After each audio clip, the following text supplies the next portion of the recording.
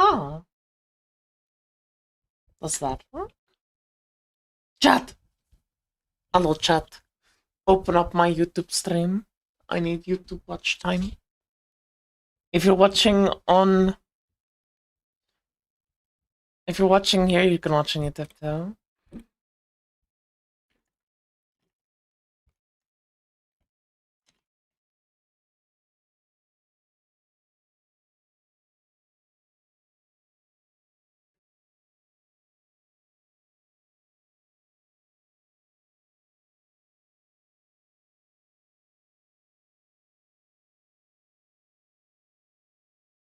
Mana is stored in the bones.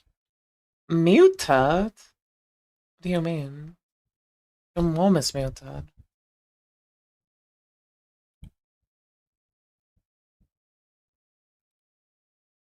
Hello?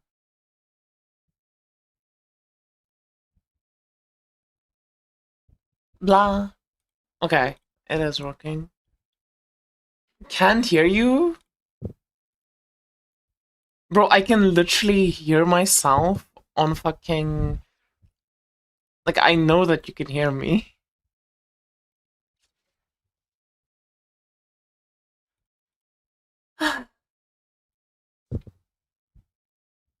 Okay. Anyway.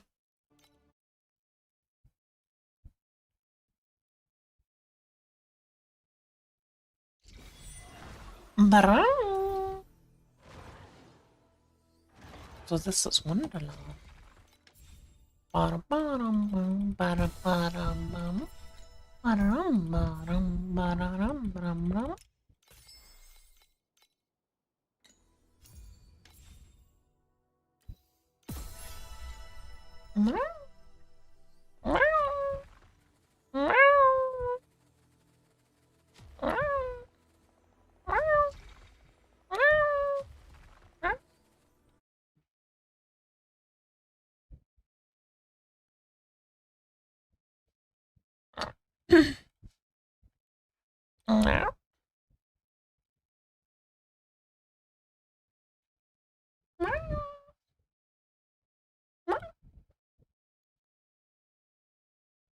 Sorry, I have autism.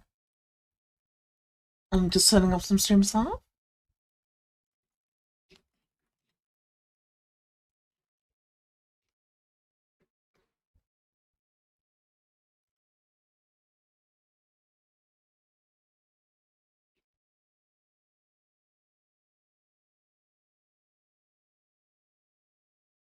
Why do you guys keep saying muted?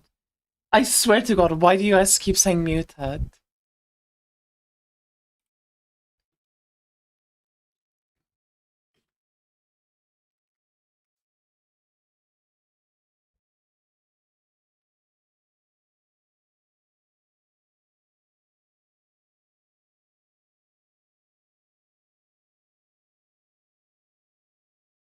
That's a lie, can't hear you.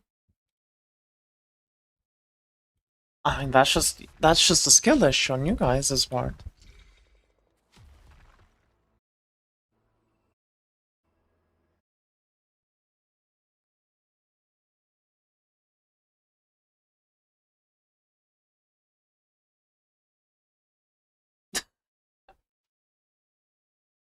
I'm fucking putting this on my screen. I am not muted. I don't know what the fuck is wrong with your shit, but just fix it yourself. It's not my issue. Testing, testing. Hello. Yeah, no. It is not muted. Okay. Anyway, what are we doing next? What are we doing next? Ba-dum-bum, ba-dum, ba-dum, ba-dum, bum.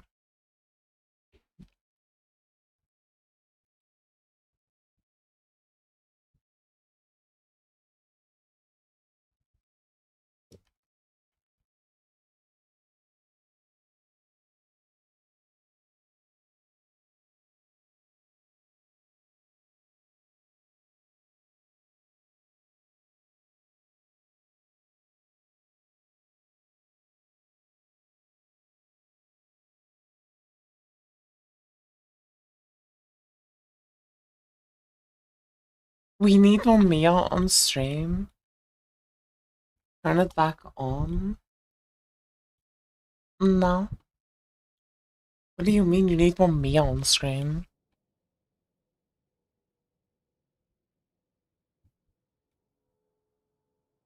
Oh, don't spray me. Ah! Oh, I'm getting freaky off it. Dude, I should contact my model artist and ask her for like a tongue out toggle.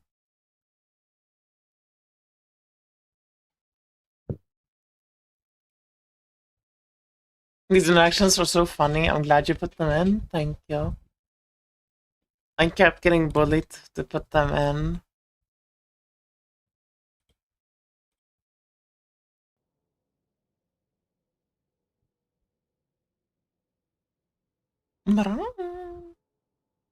We're gonna do God of War today.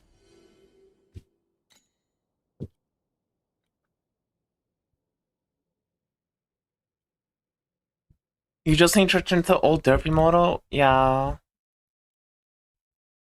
You're not even sub, bro. You can just leave. That's okay as well. I really don't mind.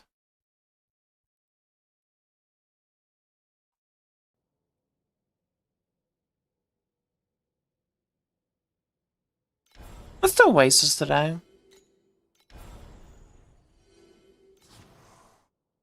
I think Oasis could be a fun one.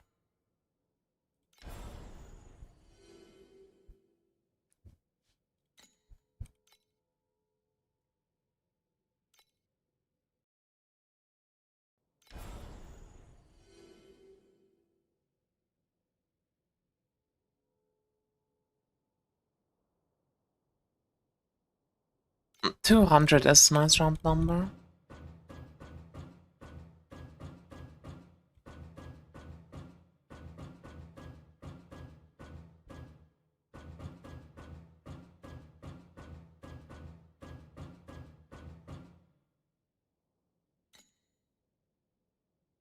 Yo, what's up, XVI? Hello.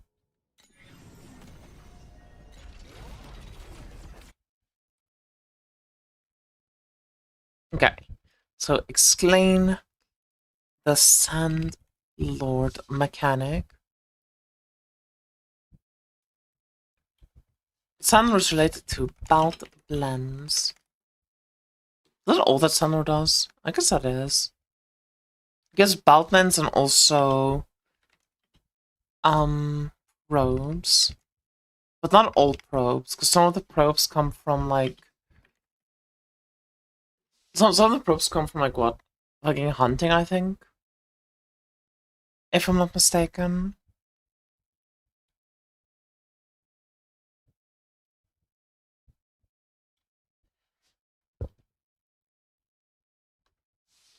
Yo, what's up, anime princess? How you doing?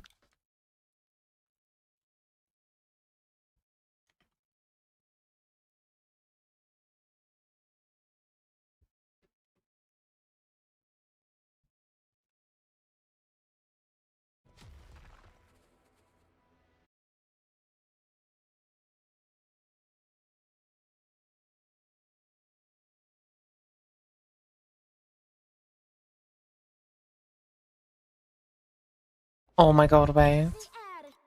Please tell me that I've like sent a raid in the past.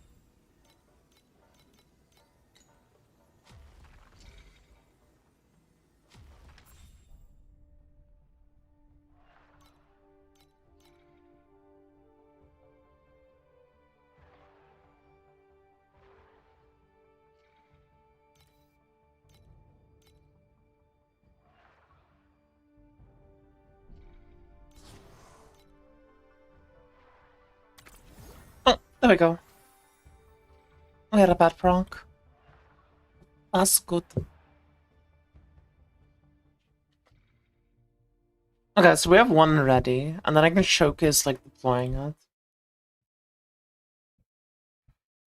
Which does mean we have to do this in one take. Talking to a friend and he just mentioned you? Why did he mention me? What did he have to say? Guten Morgen. Guten Abend.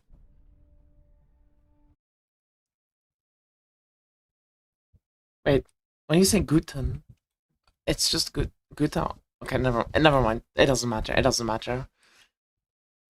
Grammar doesn't matter. Grammar is relevant in life. It's real.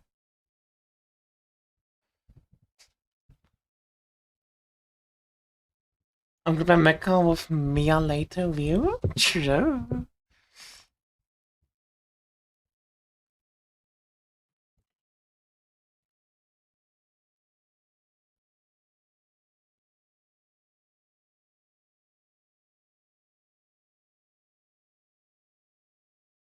Wait, is it even evening or is it night now? I'm pretty sure it's night now.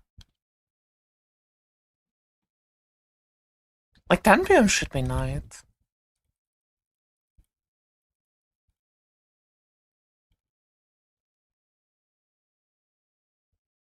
Okay. So I guess. Hello. Yeah, that's what I was thinking. Like, it wouldn't be Abend. It would be Nacht. Because it's dark. But I wouldn't know because my blinds are not open. But I'm pretty sure at 10 p.m. it's gonna be dark if I were to open my blinds. Hey, Sofa. Hey, Ilunya. Hey, Mr. Avery.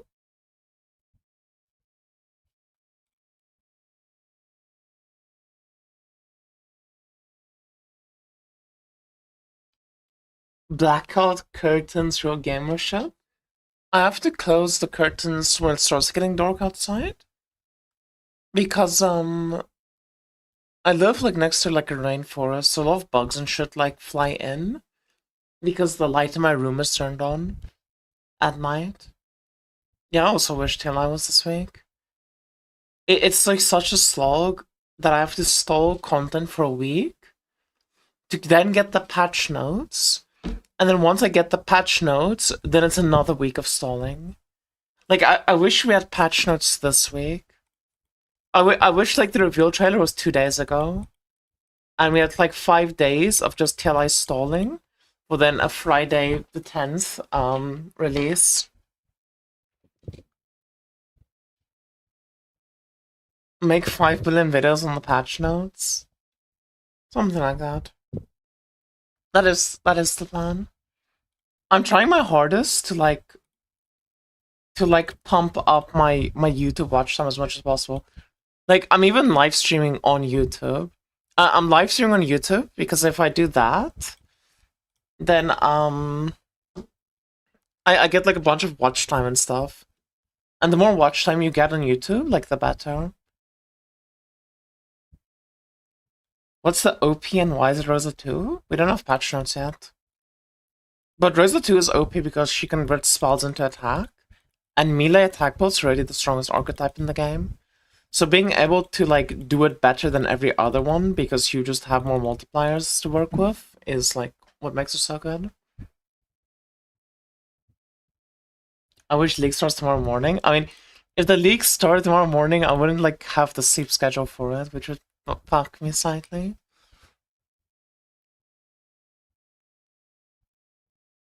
Oh, this is gonna be a very quick video.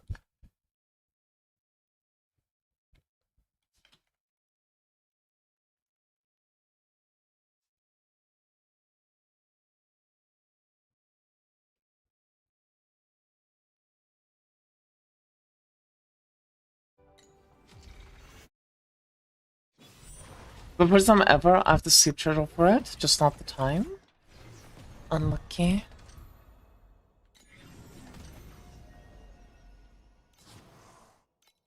Unholy pedestal, what is this? Time for a little field research. Do you have people yell at you to wake up for sleep schedule change? No, I do not. That would be convenient. Like, to fix my sleep schedule for, like, release, I kind of just need to do it myself. What's the best article of clothing, and why is it negative on the pants and positive on the sea cage? The best article of clothing is definitely panties. Because that's the only thing you need to wear on a day-to-day basis to get by. I was a muddy mess when I crawled out of the dirt. Whatever Mia's got All on. I saw was Master Yuga's messy hair.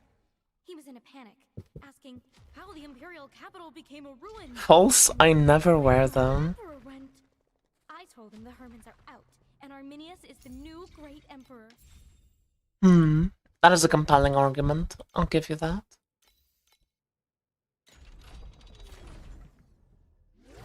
Okay, I do not care, bro. Just please stop watching me. Thank you.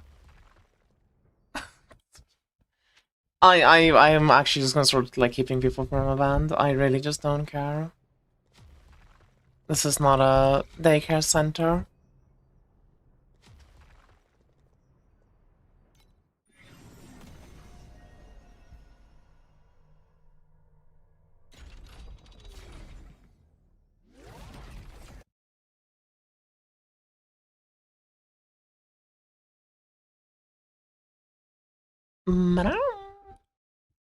I need to upload my emotes to YouTube. I actually forgot about that. I'll have to do that at some point. Okay, I think it's time for some rapid fire episodes. Because some of the mechanics that I want to like explain are like really easy to explain.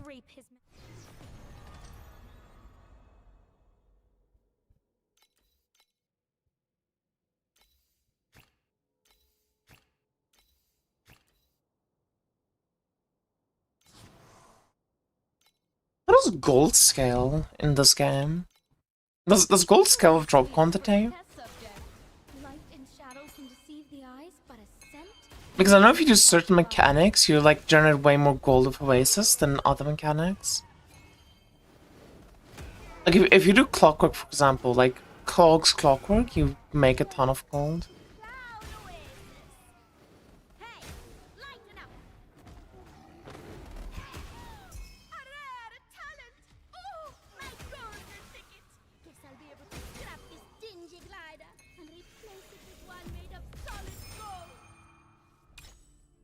True strength never sits on a...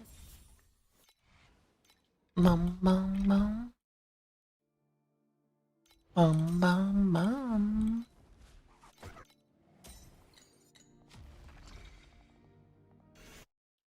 Hi, also Rockly. Hi, Bobatronics. Also, Emercato. And hi, Raveny. How you all doing? Hello, hello.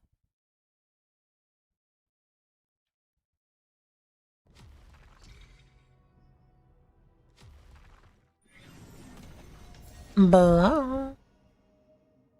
But if you guys have any like questions about the game, like any questions at all, if you just like want insights into my brain, you just want to like peck at it and ask me shit, just go for it. I would love to just talk about the game and yap about random shit.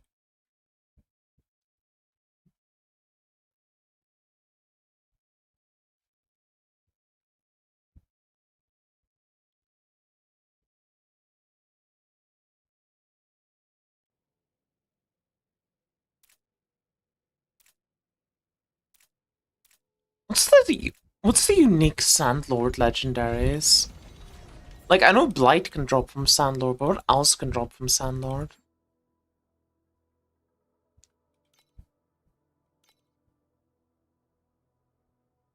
Blight is like the big one.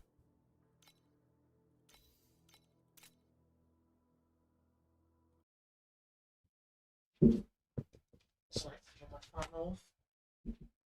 It's like blowing my hair in my face all the time. It's really annoying.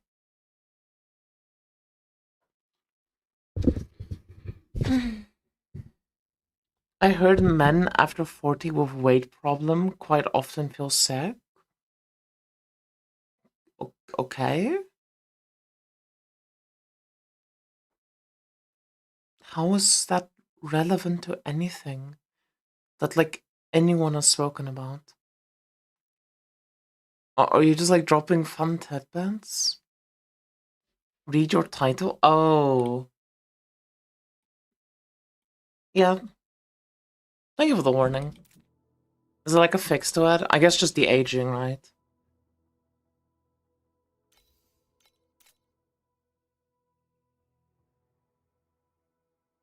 I'm trying to think. It's really warm in my room. Without the fucking fan turned on.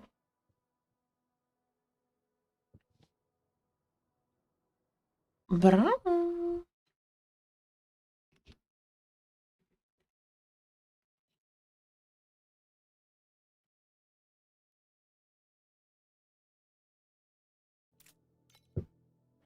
You know what? I think let's just go through every item in the game and look at the drop source. Because this is probably going to be helpful for future videos as well.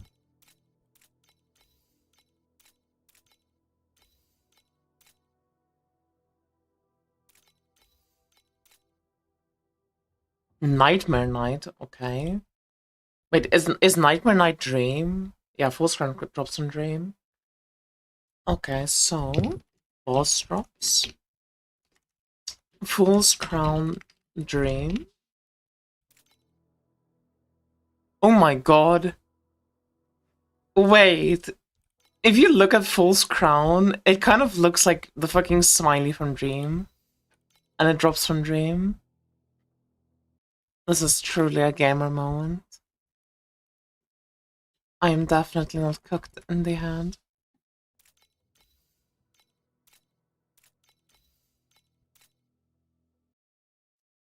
Last Words of Chaos. What the fuck is this item? Skill area per 10 strength? Chance to deal damage per 10 strength? Is this like a new item in the game? I don't even fucking know this.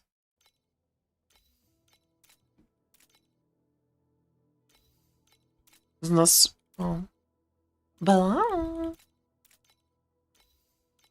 Blah, blah, blah, blah, blah, blah, blah, blah, blah, blah.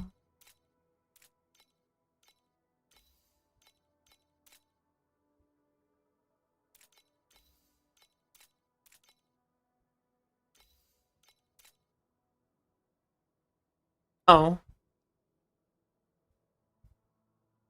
I guess I should have mentioned this in the cube video. Oh well, too late now. I don't think I'm gonna make an Eternal video. I'm gonna be real with you. I guess I'll write this down though, just in case.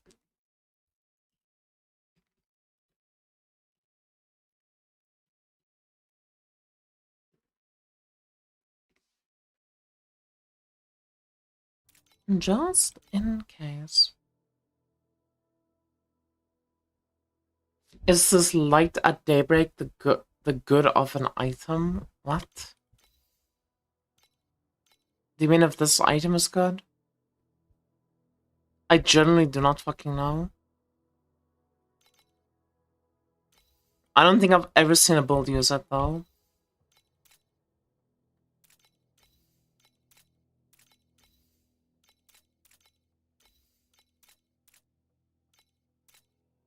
Wait, I've got legless from fucking Mistfall.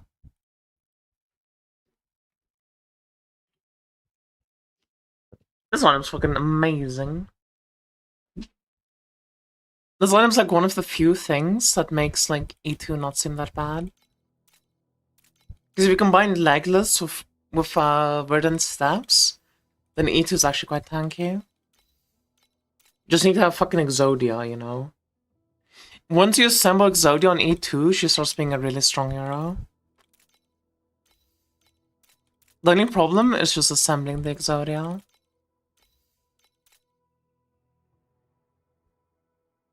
Wait, Lone King of Eterna at the end of Eterna is a fucking Void Terminal boss.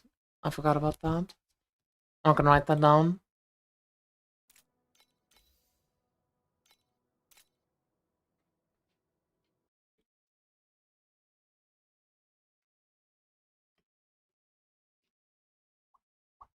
How can you equip boots when you're legless? You see, that's the thing. Minus 10% additional damage when equipment with boots. You just don't. Big brain. Except minus 10% additional is like such a small downside compared to losing the entire boot slot, so you just do it either way. Yeah, what's up, girl? How you doing? Wear the boots like a hat? Yeah, do the Cassiopeia. Just fucking throw it on your head.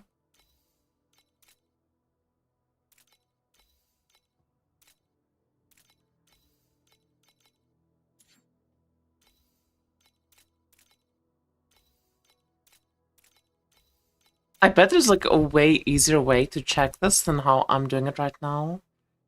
And I'm doing it like in the least efficient way possible.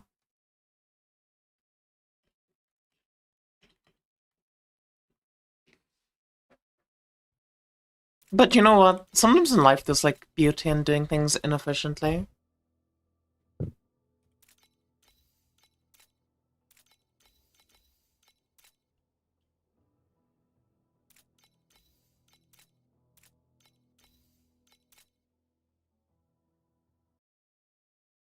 Blah blah blah blah blah blah blah blah blah blah. Music's so soft actually.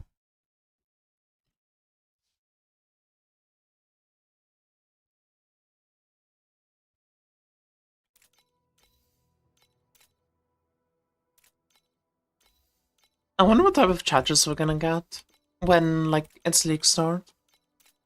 It's also an interesting one to see like the type of people that like type in your chat during league start.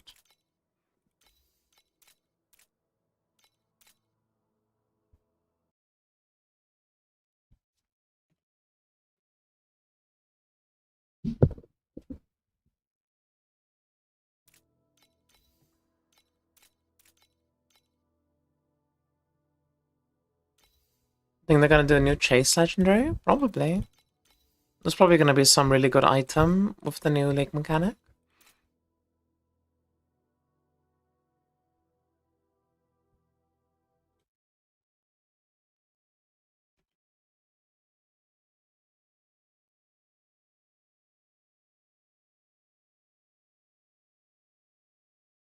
This is a new item?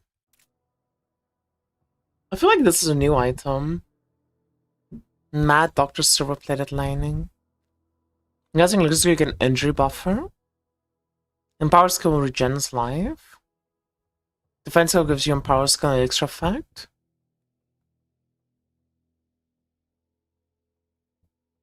Oh, this requirement's pretty difficult though. Interesting item though.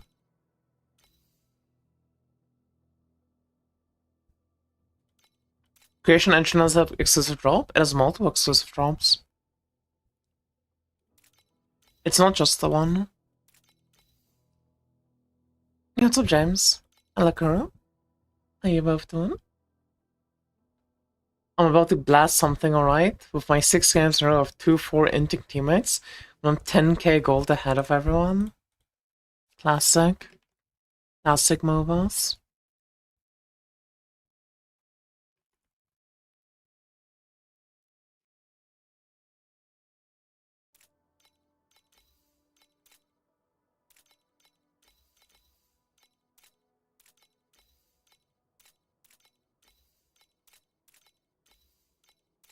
Dude, I wanna play more Marvel Rivals. That game's really fun.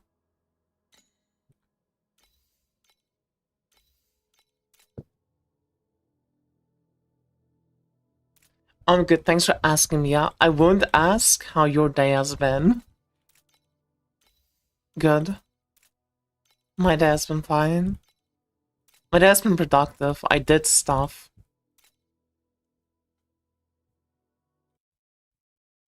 Wait, I need to walk to the shops tomorrow.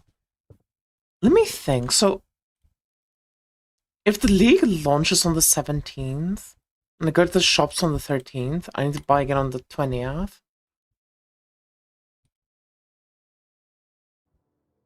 Maybe I order on the 20th. I mean, then again, what? 17, 18, 19, 20? That's enough time to, like, kill S20. And once that's done, it doesn't really matter anymore.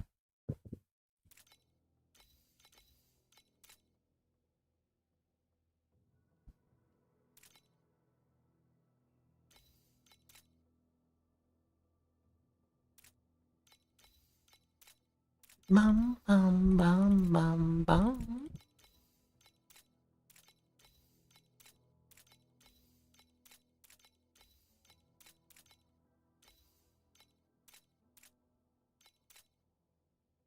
Wait, Israfos is from God of Machines? I actually did not know that. Oh no, it does make sense. Because all of the chests are from, like, a god of something.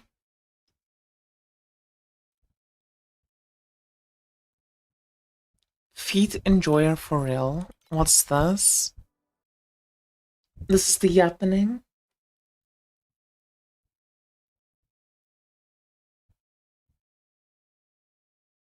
How much you get... Wait. How much you get Effie for one-handed with the void chest? What? I don't even understand that question.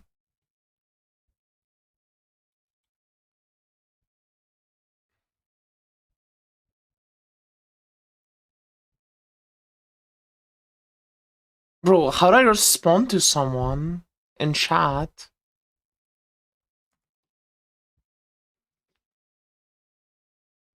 Bro, why is YouTube chat so unusable?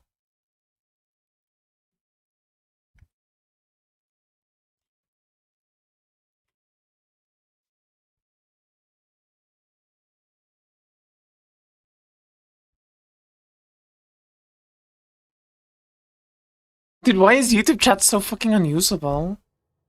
And yeah, I'm trying to build. I have 6 affliction per second, but I don't see affliction stacking on enemies. Check dummy and dragon. Is there something else required to apply affliction? No. Are you using the magma helm?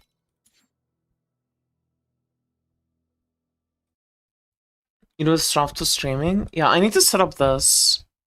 Like the multi-chat overlay. I've been stalling setting it up.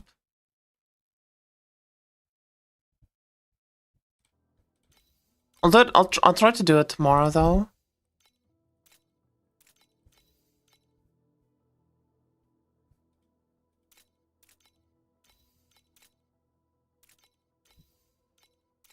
I mean, if you have affliction per second, you should be applying it. I don't believe there's any other requirements.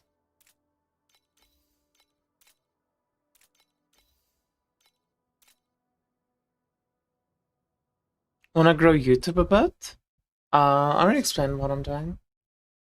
I just wrote a comment on the breakpoint tango video. Wanted to point that I wasn't trying to be an ass. Oh, on the tango breakpoint video. Okay, let's check. Blah. On the tango breakpoints video. Oh, that's like from a while ago.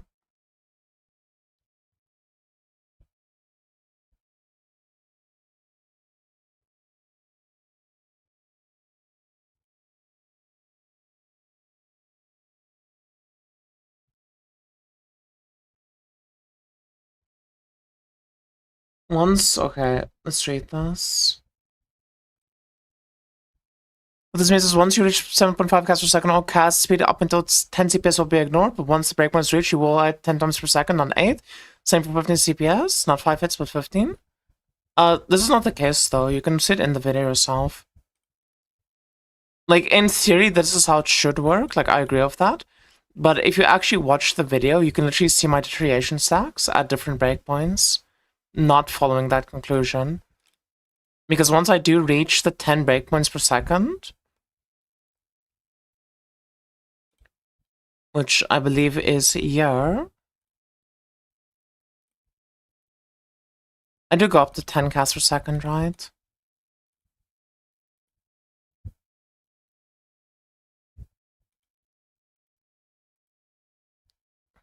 Do I not go up to 10? I thought for sure I tested 10. If I didn't test 10, then I'm just stupid.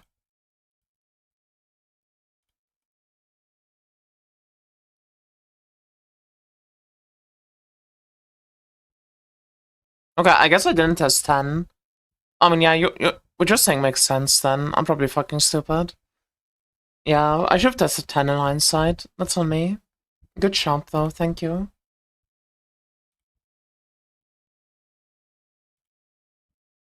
That is a good shout. I just messed it up. My bad. I did say in the video, though, that, like, I'm not 100% sure about what happens at 10 onwards. And I wasn't confident about that conclusion. But I shouldn't have, like, mentioned it at all. That is, like, fair to say. For some reason, I thought I tested 10, but apparently I didn't. Okay. Quantum convergence. Drops from clockwork. Also, if I know, for anyone that like came in and wondering what we're doing, we're currently making a list from where like every item drops in the game because I'm working on some videos for just new player-friendly videos explaining like how every mechanic in the game works and yeah, just going in detail on like every void shard basically, like ways that people like form it, what you can combine it with, stuff like that. Because I felt like there wasn't really like any good mechanic guides. And what else are you gonna do while waiting? Outlaw? Dude, I should farm Outlaw. Actually, no, I should not farm Outlaw. Every Rosa 2 farms that shit.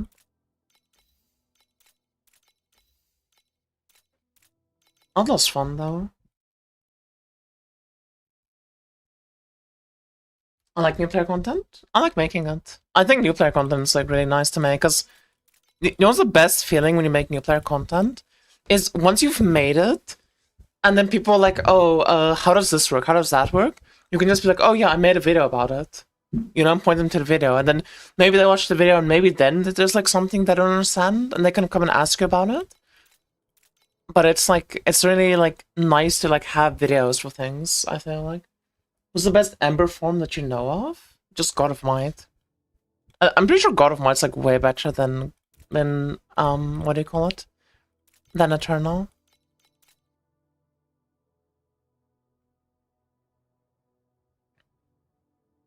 Dude, it's insane to me that Turns Fist drops from Time Rocket 8 already.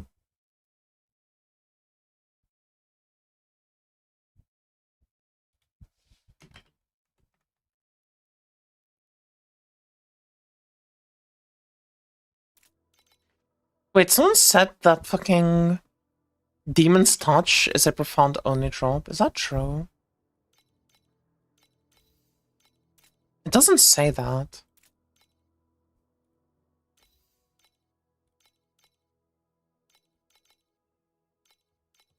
Okay, it is definitely not a profound only drop. It does drop in Tarmac 7.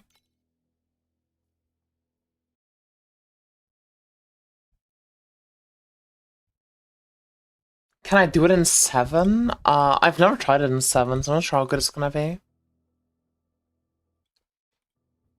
It is tough, though. It is tough, like, early into the season, getting Embers. Because Embers are, like, really expensive for the first few days. They're really expensive, and there's no, like, fucking... There's, like, I feel like there's no good early Ember forms. But maybe, like, God of Might and, like... I think God of Might and, like, T81 is, like, good. Or, like, fine to do. I don't think it's gonna be that good in Tarmac 7, though. But then again, nothing is good in Tarmac 7.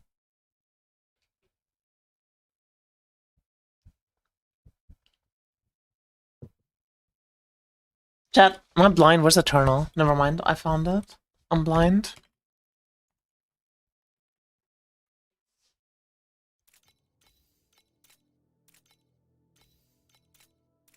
I found it.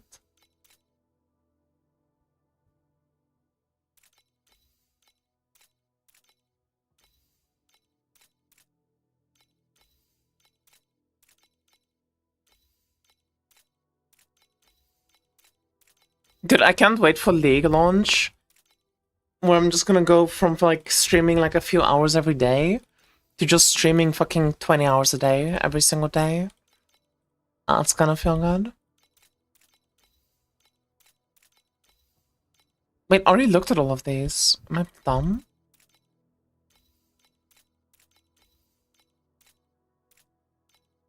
I like what Eternal's Martyr does not drop from Eternal. But other gloves do drop from there. That makes so much sense.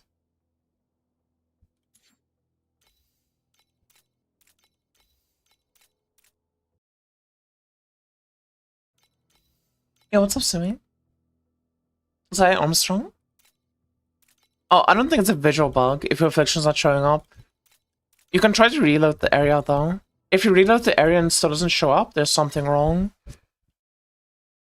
Is ball searching with Captain good for Embers? Yeah, that's a very good strat to get Embers early. Like, if you have Pirate, you shouldn't really have any Ember issues early game. He's like he's probably the best legendary in the game to have, like, for the first few days of the season.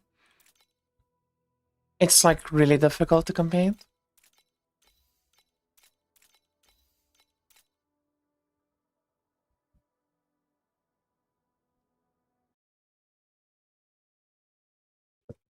Blah.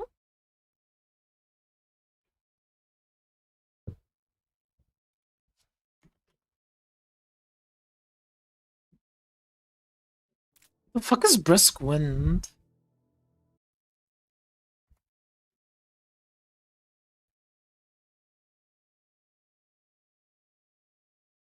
Can you give people more on YouTube? The same way as Twitch? Yeah, you can.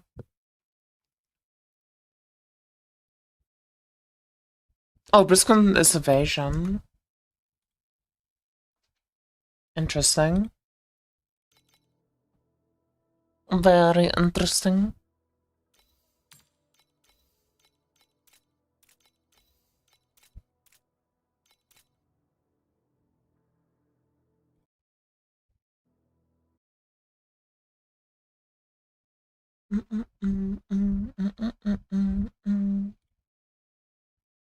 I wonder which the belt is gonna be next season. Like, you know the belt from Creation Engine?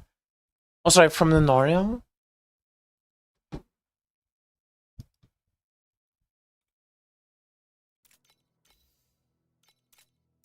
I wonder how much it's gonna be.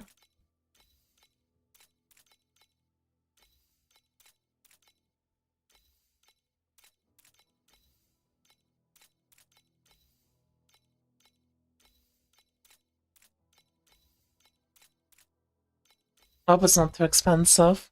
Dude, it would be really sick if I can buy day one. Like, if Omni Elixir is like only 1 KFE and you can just get a day one of the league, that's gonna be fucking massive for Sage.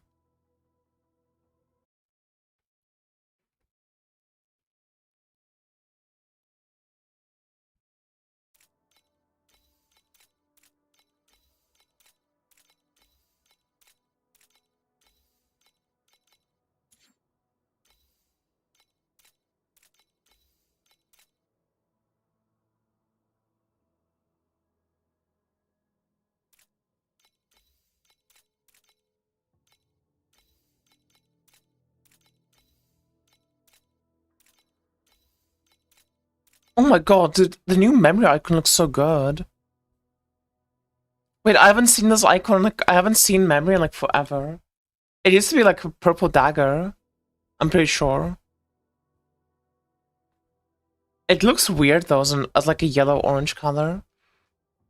I would, like, think Ignite, not Wilt, for yellow-orange.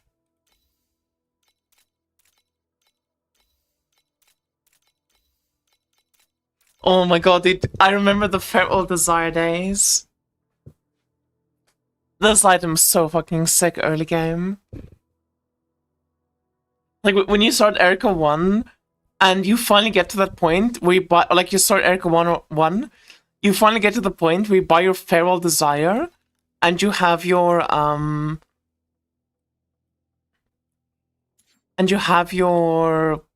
electrifying electricity amplifier, pre-nerf electricity amplifier. Those were the fucking days. Those were such good days. I miss them.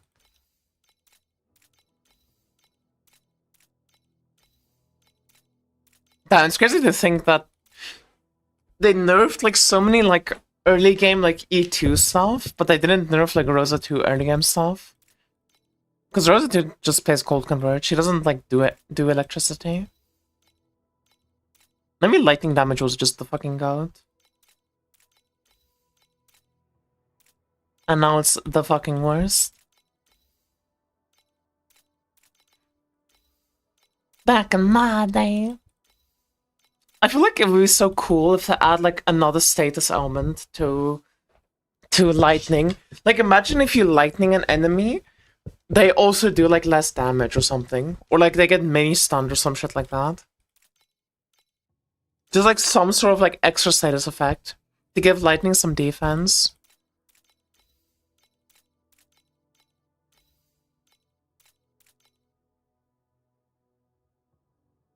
No, it's the fucking worst. I mean, I feel like it was never like really the best, but back in the day, lightning had like really good damage. And when they did like the element rework, they just made cold so fucking good. Like cold was never bad, but now it's just like insanely good. And then fire's always just been fire. Fire's always just been good. I feel like fire used to be the best, but now I think cold is better than fire. Tide Masters at any difficulty in the Void Rift. Who the fuck is Tide Masters? Is that... wait. I don't remember this boss. The Tide Masters. Oh, it's Keegan.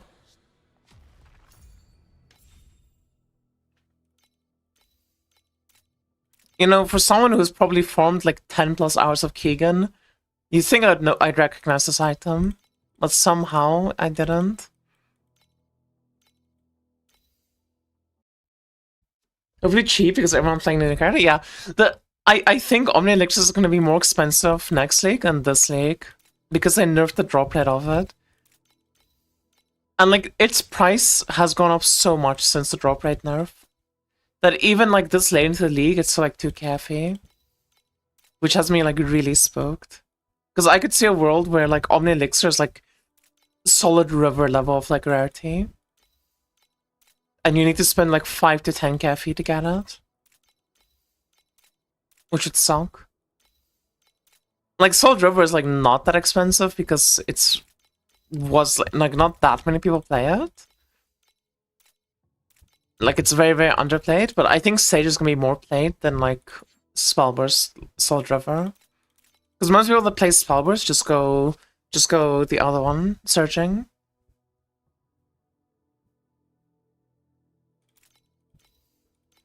Just play Selena. Whoa.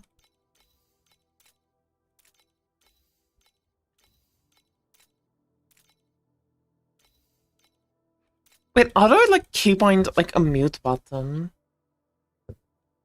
I should keybind a mute button on my keyboard. Okay, all the illusions are just from Keegan. God of War. You know, I was thinking about like last 6 armor stacking and stuff. And like, I actually have like an insane fucking item on the permanent server. Because I made a Forlorn Crystal Truth. Like a Forlorn Crystal Truth Vorax neck with the corrosion on the Truth that hit like +8.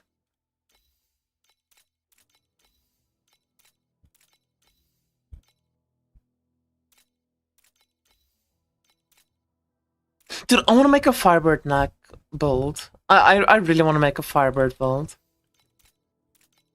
I haven't played it since this item got introduced to the game, and I feel like that's like a sin almost, because it's such a cool item.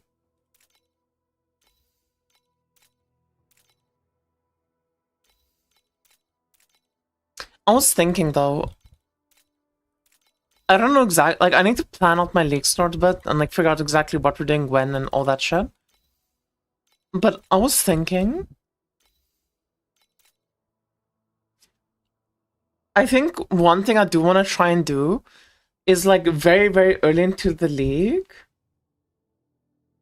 as soon as I get FE, to like spend it instantly on buying stuff. Even if it's stuff I don't use in my build, just like fucking spend the FE on items that I'm very confident will within a few hours, like I've doubled in price, and then selling it off.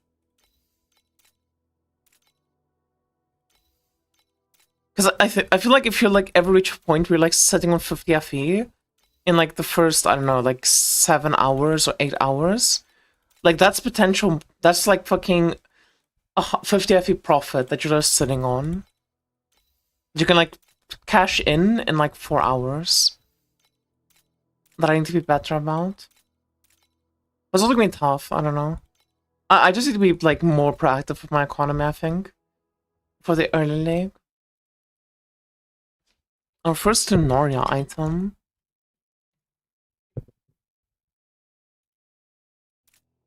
I wonder what the new mechanic is gonna be. People keep saying escort missions.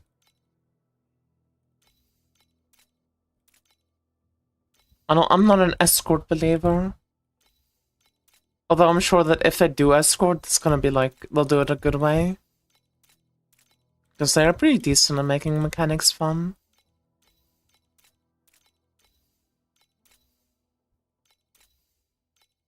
Wait, this doesn't have a drop place, what? Interesting.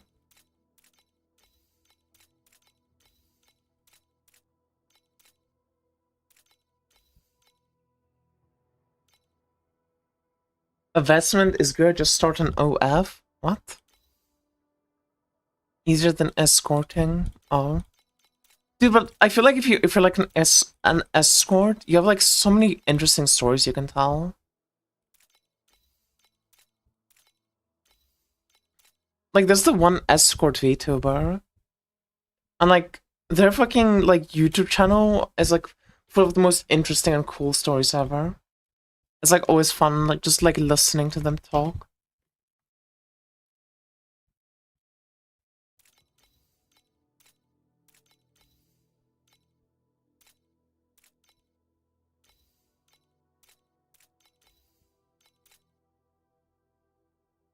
Dude, there's so many dog shit items from Clockwork, actually. That mechanic is really good at just having a bunch of useless shit in it. I'm impressed. Strange time to open the stream? Yeah, what's up?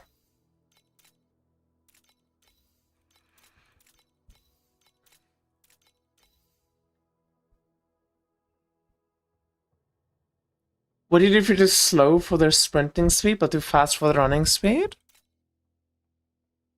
I mean, I assume if it's like an escort mission, it's gonna be similar to like bus, right? It's gonna be like a tiny area that they run, like they're gonna run from point A to point B, but the total distance they go is gonna be like very short.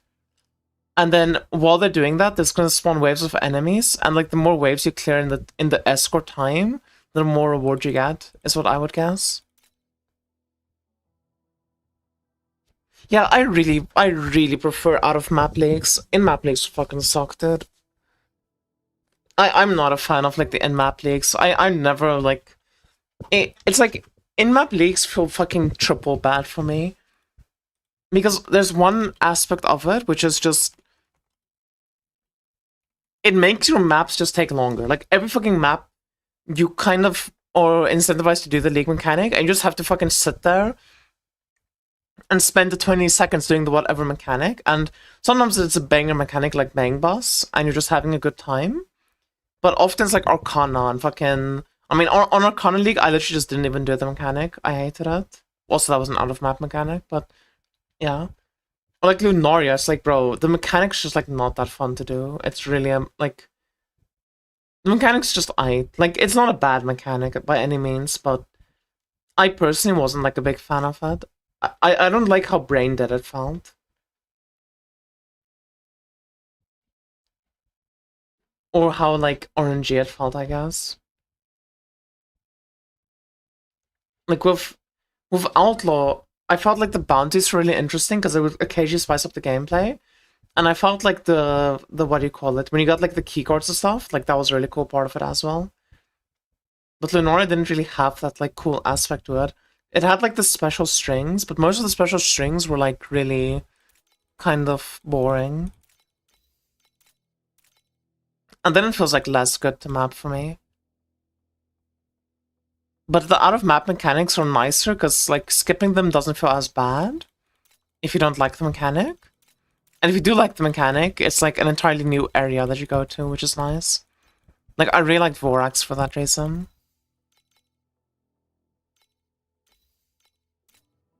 Oh wow, a God of Machines item.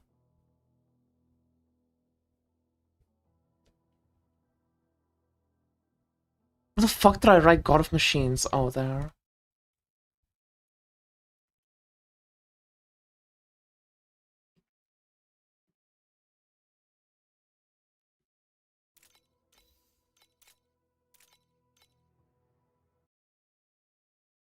Vorax also added some cool bosses to the map that drop tons of FN loot. Yeah, I also like things like that.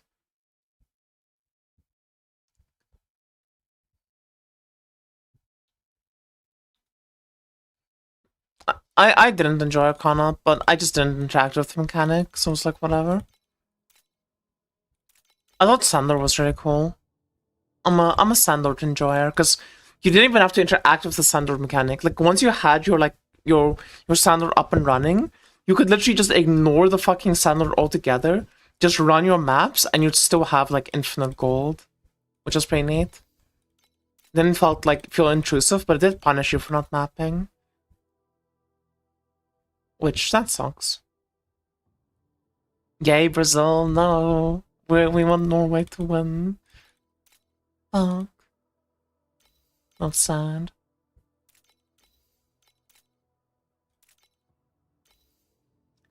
Love the sadness of Catgirl. Me too. I'm a sadness of Catgirl enjoyer. I'll admit that much. Norway, dude.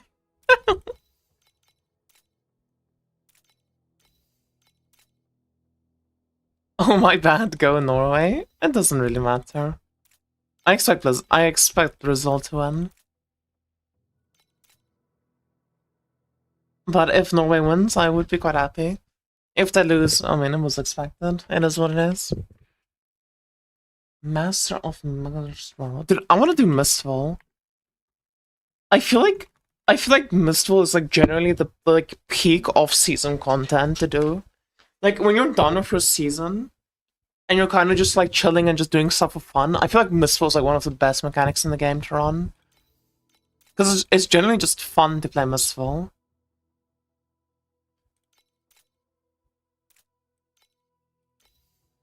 Yeah, Brazil do be fucking goated at football / soccer, whichever one you use.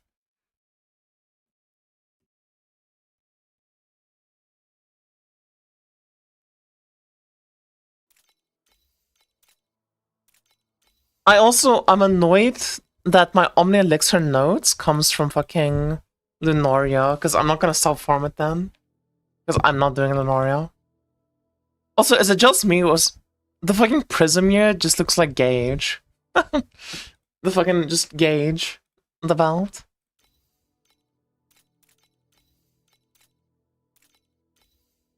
Honestly, I do like the belt's like design with like the fucking elixirs and shit around it.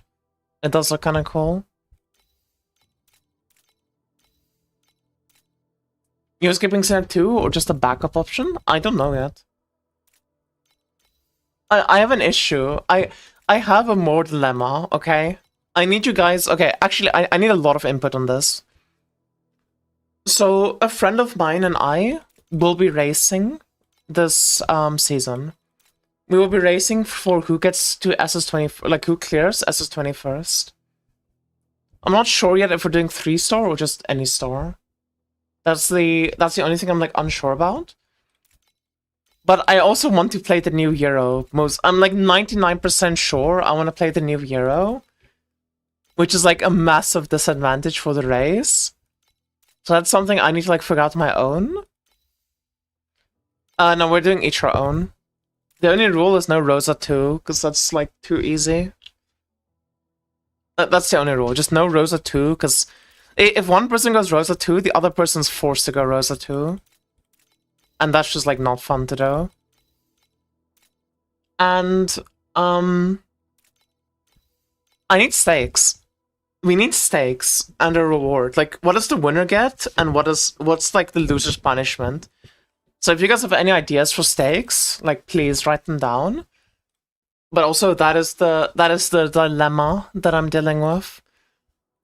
Do I want to go for fun and what my heart wants, which is Selena 2?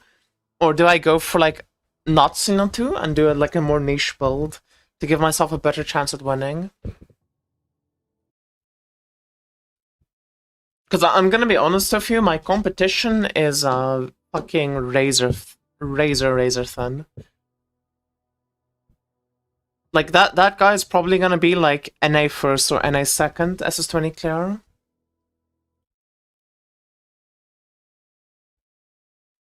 So I need to really play well. You have to wake up this time. Yeah, like I actually have to wake up. That's his big advantage. Like we both have like our advantages and disadvantages. I have a lot of disadvantages. I feel like he has more advantages than me. My biggest advantage is my pets tend to be slightly higher level. Like he has some loot pets level 6, like mechanics that he loves farming and stuff. But overall, like my pets are in general higher level, which may come into effect depending on the build we end up playing. Whereas like I might have higher battle pets, I may have better drop pets, maybe. But his big advantage is he's the luckiest fucker I know. Like he always has insane luck every league start, and he does not know what sleep is. That man does not know what sleep is. He will literally play for fucking 40 hours straight at max efficiency, go to sleep for 2 hours, wake up, and then do another 40 hours. You know? And like my weakness is I'll do 20 hours and be like, damn, I'm tired. And then I'll go to sleep and I'll sit my alarm for 5 hours and I'll wake up 16 hours later. So like I'm gonna lose time sleeping, I know that. And I'm also gonna lose time because I'm a streamer, so like my shit's gonna be more expensive. But I also think I genuinely do believe that I'm just a smarter and better gamer. And I think just being the smarter and better gamer is gonna like be enough of an advantage to pull ahead. But just having like more mechanical skill. And like having more game knowledge. Someone asked me to write a bot that DMs you boob every 30 minutes, yeah? Please do.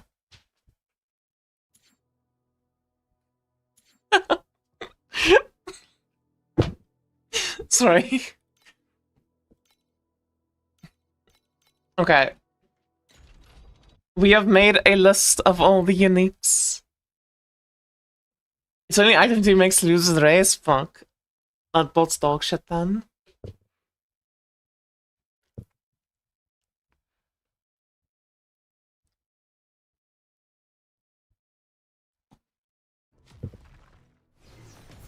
Okay. Shandlord video. I mean, Sandlord is gonna be easy to make.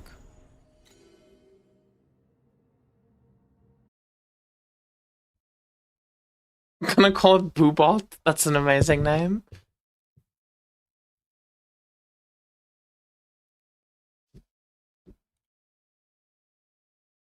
Easy $500 race, but you can only play Moto 2, since both of you would suffer.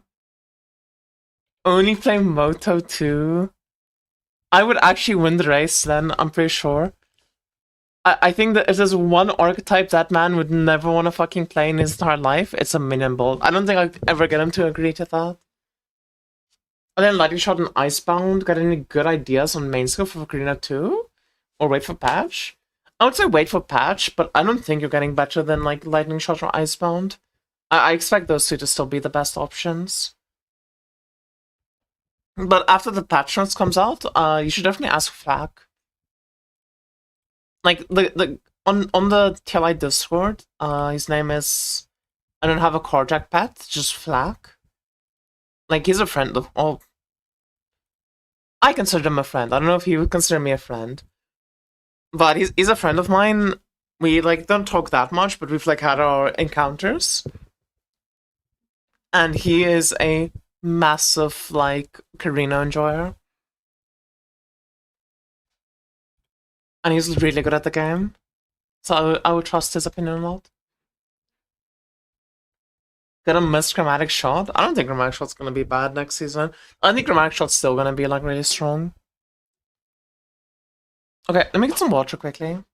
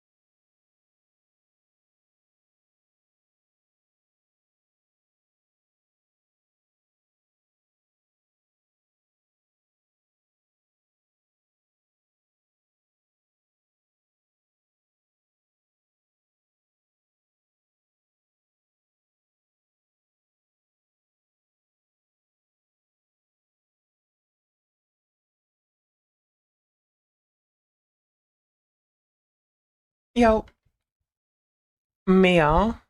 What's this? Ooh. What's the sound? Ow, my ears.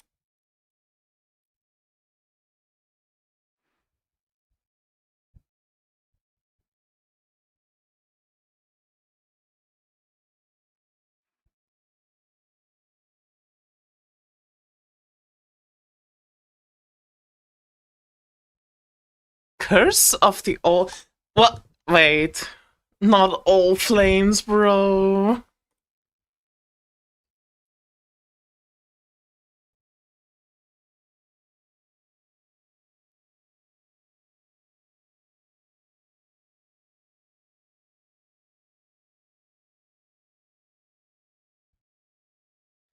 Dude, imagine they do the water mechanics from PoE 2. You know the water mechanics in PoE 2, where it's like the one level in the interlude, where whenever the water like goes up, you have half the movement speed, and the water levels are all just like half movement speed. That'd be so fucking funny.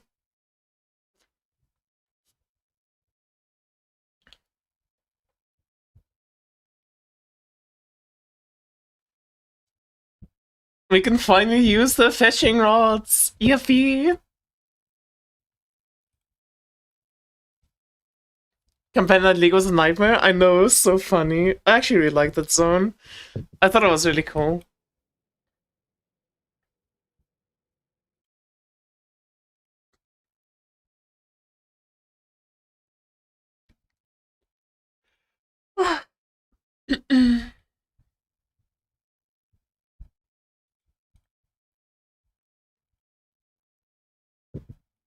Okay.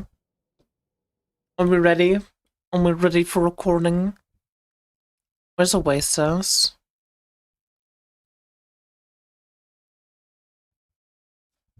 Oh, I guess Blight Chest was the only item that drops from the Sand Pirates. Lock in recording time. Yeah, something like that.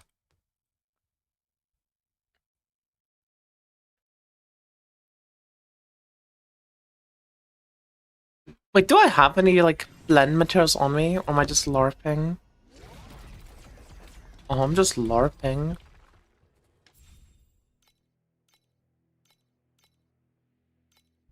Well, it's fine. We'll get it some from, like, the thingy. Did you do the dream mechanic already? No, I haven't. Dream's gonna be annoying, because I need to level up my dream. I don't think I've done any dream this season at all, so my dream isn't leveled up yet. And you have to like run a ton of apps, like a ton of maps to level it up. With Notepad allows you to show tabs in it. This is Notepad++. That's not that I'm using.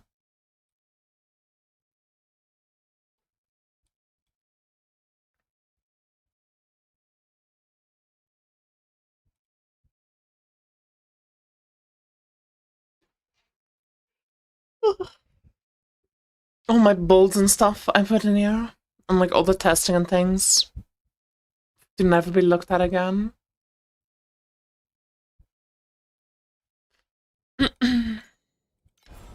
Okay. Do you need some chase items? I think Dream just needs compasses. I think Dream is like has prints so much FE. If it just had like more interesting compass and stuff, I think that would be like enough. Like imagine if Purple Compass made it that there was like 2 additional Sweet Dreams. And then the Legend Compass makes it that like every map bubbles you already have were like constantly spawning throughout the map. You know, there's like stuff they could do.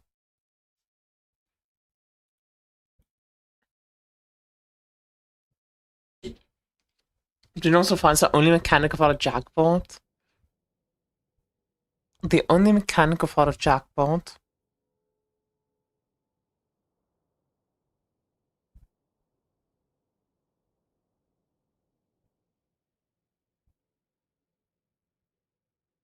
I suppose to an extent that could be true.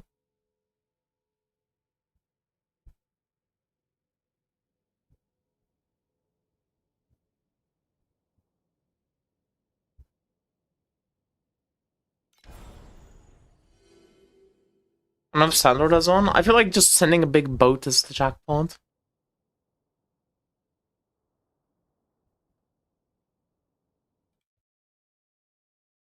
Thanks, no worries.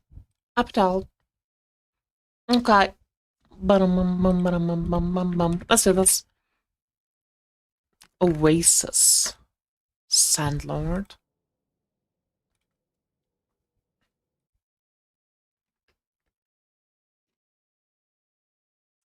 Hello, YouTube. Today I just want to make my mechanic guide on the Sandlord mechanic, or Oasis. So Sandlord's a very interesting one. If you've played the Path of Exile before, you might be familiar with Settlers of Kalgur. This is basically, instead of Settlers of the Cowgirl, this is Settlers of the Catgirl. This mechanic works in a very similar sense, where it has an in-map aspect where you fight enemies to gain gold, and then an out-of-map aspect where resources that you gain from the in-map mechanic, including as well as the gold, is used to mine and like convert your raw materials into like a good, and then you can use those goods to trade with. And then when those your boats, or the, in this game it's the, what do you call it even? The gliders and the boats, oh yeah, I guess it is boats, return back home, you then get resources. So before we get to anything, let me just show you the in-map mechanic first, so you can see what it's all about. So once you enter the map, you'll eventually encounter a circle on the ground. These circles do tend to have like 4 to 5 spawn points in every map, but they always spawn like the same spots, they're not completely random. And once you interact with it, it'll start spawning waves of enemies. The amount of waves that spawn is random, but you can spec points into it, the mechanic, to make it spawn more waves. And after every wave, it will either be a green glow. The green glow essentially means materials and gold. So you'll just get a chunk of materials and gold when the wave finishes. And the pink glow means you have a chance to get a new recruit from the mechanic. Now, the recruits are essentially the workers of the mechanic. So instead of like spending your gold to find the workers, you need to do maps and kill the enemies to hire the workers, or to, I guess, kidnap the workers, would probably be more accurate to say. Let's do one more, because I think it's better to just leave a worker on the ground that you can see it. Unfortunately, I'm not too familiar with the map layouts in the zone, but I have a rough idea where every, like, Sandlord thing can spawn. So yeah, this is a pink wave, so there's a chance we get a worker, and we got one. So here we got a crystal worker contract.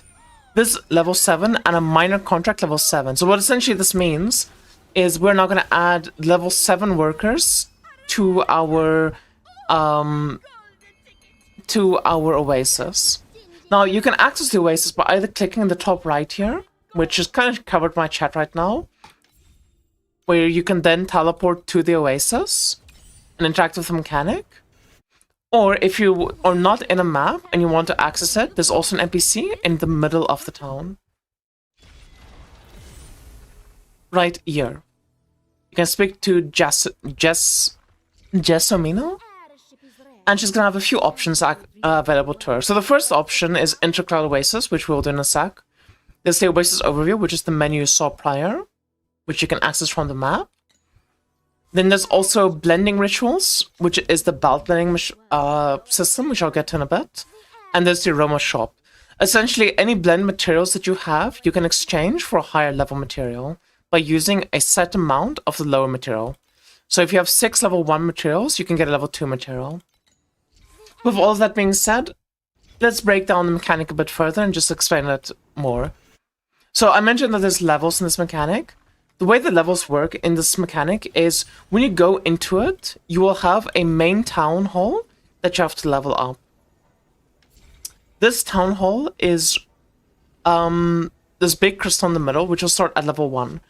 And every level in this town hall allows you to recruit laborers that are a level higher. And it will also say which level those laborers will come from. So if you do Deep Space, you can get level 8 laborers.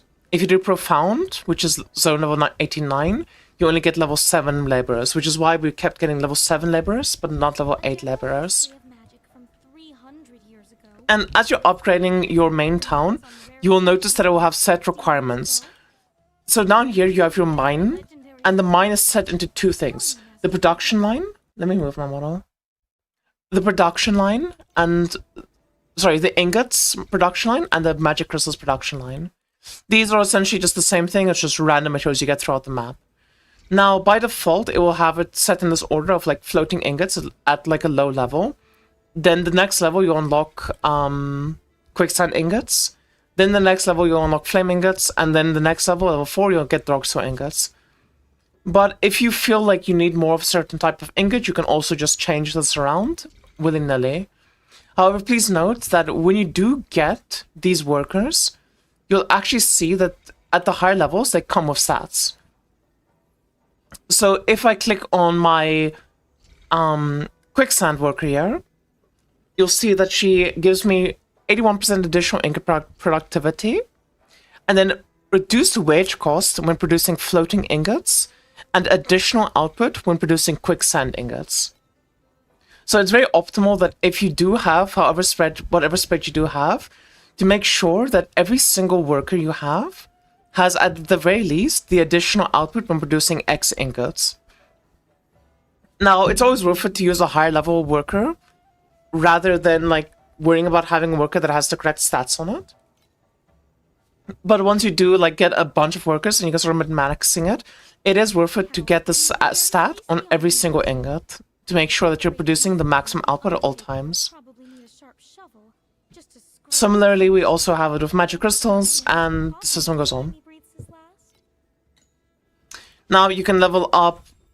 You can level up both the ingots and the magic crystals separately, which will be required to progress the Oasis core. And in general, it's just going to be recommended. Because even if your Oasis core is, let's say, level 8, if your ingots and magic crystals are not level 8, then you will not actually spawn any level 8 workers for either of them. You do need to have it level 8 to be able to have the level 8 workers spawn in. Then similarly on the left here, we will have the food area. And this is basically just where all your chefs are going to go. Exact same thing as the ingots and the magic crystals, just the sum of food.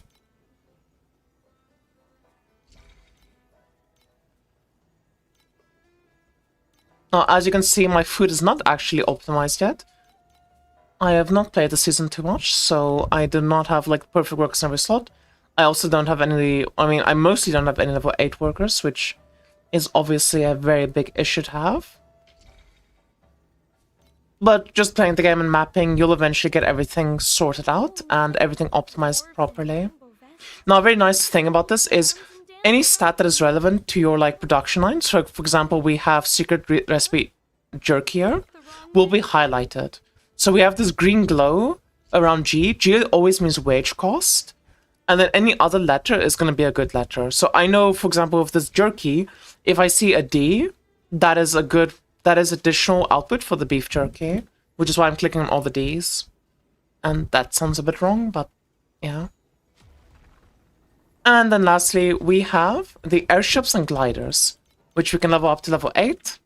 And this is essentially where all the spending is. So these 2 production lines, or like I guess 3 production lines, are used to take your raw materials, which you get from mapping. This is your raw magic crystals. And your raw like bread, your jam, all of these raw materials that you see here gets converted into ingots, magic crystals, and water. I believe the only mechanic that you actually have to farm in maps is the food. Magic crystals and ingots don't need any resources to get mined or farmed. Only the food for the chefs needs to come from the maps. I was a muddy mess when You can then spend that on the airships. So the way the airship is going to work is essentially you're going to have 3 main islands you can level up. There's going to be the Sand Island, which is the basic starter one. The Reservoir Island. And then the Jungle Island, which each one of these is like incrementing in, I guess, this difficulty of the recipes that you need to like fill the requirements in. As you can see, Sand Island, we only need 13,000 quicksand ingots. Whereas for the Reservoir Island, we need 147,000. And for the Jungle Island, we actually only need 8,000, which is a bit strange. This is supposed to be the third tier one, but whatever. And then for the Utopia Island, we need 500,000, which is like, this is like the absolute end game one. Unfortunately, don't know what the best strat is. Everyone has their own opinion on the best way to play this mechanic. I personally believe that if you're in desperate need of money in the short term, always make sure that you're at the very least filling an order requirement whenever you send a bounty out. Because when you do fill an order requirement, I do believe you gain a bonus drop quantity to your shipment and just max it out. The ideal thing to do is to max it out and then just barely finish the requirement. So right now, if I were to max this out, I won't barely finish this requirement, so I would actually refresh this to try and get one where I do fulfill the requirement. Now, occasionally when you refresh it, you will actually see that the texture changes. So this says moderate amount of gear and commodities. Sometimes when refreshing, it will like give, say, lots of gear and commodities, and the requirement will be double what it usually would be for this island. But if we refresh it again, it goes back down to moderate amount. And in this case, we do have enough bread, so I'm just going to send the bread out. And I will just send out...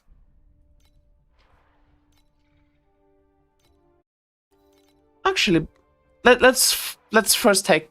Okay, so once you send it out, this is the reward screen. I did have this prep beforehand, but I'm going to show the reward screen first, because if you look at the stats on my guys, all three of these on my main airship have 70% ordered reward quantity, and 7% chance to double the reward quantity, which is like the optimal setup to have. So you want to have A, B, or B, A on every single one of them. And the rest of my airships just aren't set up for that right now. So I don't actually want to send out any of these. But if you click settle, this right here is the pet proc. I'll get into what the pet does in a bit. But essentially what it did is it doubled this page. Now this first page, you see, this is actually the reward for finishing whatever the bounty reward was. So if you go back to this requirement right here, if you finish this, you'll get an extra pop-up. The first pop-up that you get is essentially the reward for finishing this. So from our Jungle Island, we got this, which also got doubled. So we got one FE that got doubled to 2, we got one level 2 material that got doubled to 2. And we can withdraw that. And now here's like the real reward, which is essentially all of the stuff that we put in. Brings us back materials that can be used for belt lending. So all these materials are going to be used in belt lending. Raw FE, and then just in general, like niche stuff. You'll get some compasses, you'll get some probes. You'll get some cords, you'll get some embers, and you'll get some fossils. And then similarly, I'm gonna send out my airship here, because we can finish the requirements. And if we're lucky, we're actually gonna have a pet proc. We weren't lucky, no pet proc. Reposo. Now, this is the airship system. The airship system is essentially where all the materials that your cat crows are farming for you go into these airships, and that gets converted to raw fee. I mentioned before that like there's different strats you can do. I personally am just an enjoyer of like sending a shipment a day. It takes roughly a day to like fill up a Utopia Island shipment like requirement. So I'll just send like one Utopia a day. But there's no like right way to do it as far as I'm concerned. And the island you send to, once they're all maxed out, as far as I'm aware, is not relevant. I've not really found like any testing from people that have proven like X island's better than Y island, and seemingly it's just whatever the fuck you feel like. Then there's a glider system. So I mentioned that this whole thing runs on gold, right? The glider system is essentially the built-in gold spender. So every, I believe, 8 hours, you will have a glider charge run up. I probably should have emptied one of my gliders to prepare for this. So the way the glider system works is you're going to see here, remain deployment attempts 3 out of 3. This means that I can send a free glider right now. And I can send it to any of these islands as long as it says 3 out of 3. Boom, I send my glider. Next time that this comes back, you see it's going to say 2 out of 3, and in 6 or 5 hours and 20 minutes, it will generate me another charge. If these charges run out, you can still send the gliders out, but it's going to ask then a hefty fee to send the gliders out. At level 8, this fee, I believe, is 24.888, like 24,888 gold. So essentially 25k gold per glider, which means that you are sending out every hour, or like every 30 minutes, you're sending out 100k gold. So if you have excess gold, this is essentially the spender for that excess gold in this mechanic. But it's extremely worth it to do the gliders, because what you'll gain from them is probes, which is used for juicing both profound and deep-sized maps, which is the main appeal for the gliders. That's where most of your money is going to come from. Because you get stuff like this deep-sized probe, which is going to be worth 30 FE each. You'll get a decent amount of raw FE, and occasionally just get other stuff like compasses and embers, but not at least not in the same quantity as you would from airships. And if I can manage to find one, you will also have a special event like this pop up. These are counter events, or very rough to do. They're very difficult to do, especially if you're on like lower gear. But they have a massive quant multiplier to them. And essentially what you do is you go in, you spend like a minute just killing waves of enemies. That finishes off with 3 bosses spawning, these desert blight bosses. Are just meant to be the fertilizer. And instead of just getting like 1 or 2, you know, like 2 FE and like 1 probe, the amount of probes you gain from doing them is like significantly increased. Because you have this massive, extreme like quant multiplier. I believe the quant multiplier is 500% for doing the gliders. And that's essentially the out-of-map side of things. But I did mention that you get these materials from doing this, right? These materials that you get, these aromatic materials, are used to apply belt blends. And belt blends are very powerful like mechanics that can give you extra loot. Oh, sorry, extra power on your belts. In the early game, it's very common to like... Also, sorry, just a side note. If you don't want to access the belt blend menu, you can just right-click any aromatic material and it'll pop up the belt blend menu. Not a lot of people know about that, but it's very helpful to know. So, when you go into the belt blend menu, it's split up into 3 things: medium talents, core talents, and aromatic talents. You'll very often in the early game put some sort of medium talent on your belt, whether it's like +1 attack level, or maybe you'll put +1 max challenge stacks. You'll just put one of these on your belt because it's relatively cheap versus the amount of power you gain. And these modifiers are generally going to be in the power range of around 8 to 10% additional damage. Then you have the option to put on core talents. Now this is going to be significantly more expensive to do, but this is essentially putting a pedigree mod on your belt. So for example, if it's very important for your build to have source in it, you can just get source on your belt, for example. But it's going to come at this hefty price. You need 2 level 9 materials, 2 level 8 materials, and 2 level 7 materials, which especially early into the league, this will count up to a few thousand FE. Which is why it's generally not worth it to like put this on belts until you have a priceless belt or like a best in slot legendary belt.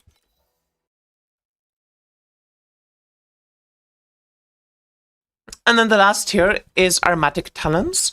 So if there isn't any like core talent that you absolutely need for your build, it might be worth it for you to just use a aromatic talent. These are essentially the same as these core talents, but instead of them being pedigree mods or main talents that you can put on your belt, these are Sandlord exclusive mods that can only be found on your belt. And these include some extremely powerful options, such as Rotted Taboo, which on Sage is very easy to survive this 100 secondary erosion damage. This is not that much damage to take every 0.1 seconds on Sage. To then gain +3 all skills, which is an insane damage increase.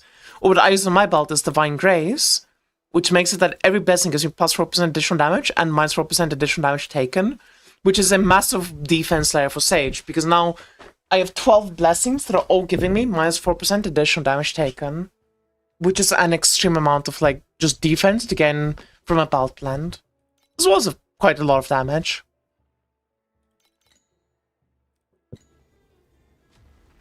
Now, with all of that covered,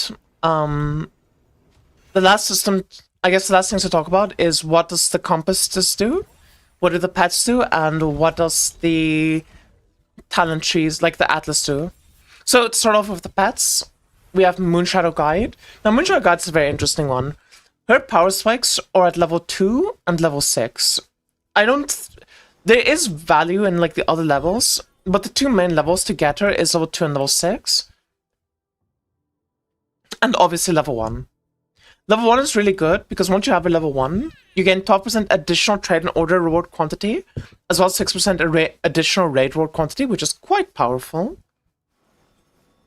And I forgot exactly what her baseline effect is. Let me look on TLI quickly. But once you get her to level 2, you gain access to the ability that when you start a trade, so you know those big trades you do once a day that bring you back like thousands of FE if you get lucky especially? There's now a 16% chance that whenever you send one of those trades out, it just immediately completes the trade, no wait time, and all the materials you put into the trade, you just get back immediately. Which essentially, you have a 16% chance to just send 2 trades in one day, instead of just one. So instead of getting like 2,000 FE, you get 4,000 FE. Or instead of 3,000, you might get 6,000. So this is a very, very powerful node, which is why she has a very big power spike at level 2. At level 3, she does gain the ability that when she comes back from a trade, she has a chance to bring back a laborer, which I believe initially starts off at 5%, and then goes up to 10%, or no, sorry, it's 10% and then 20%.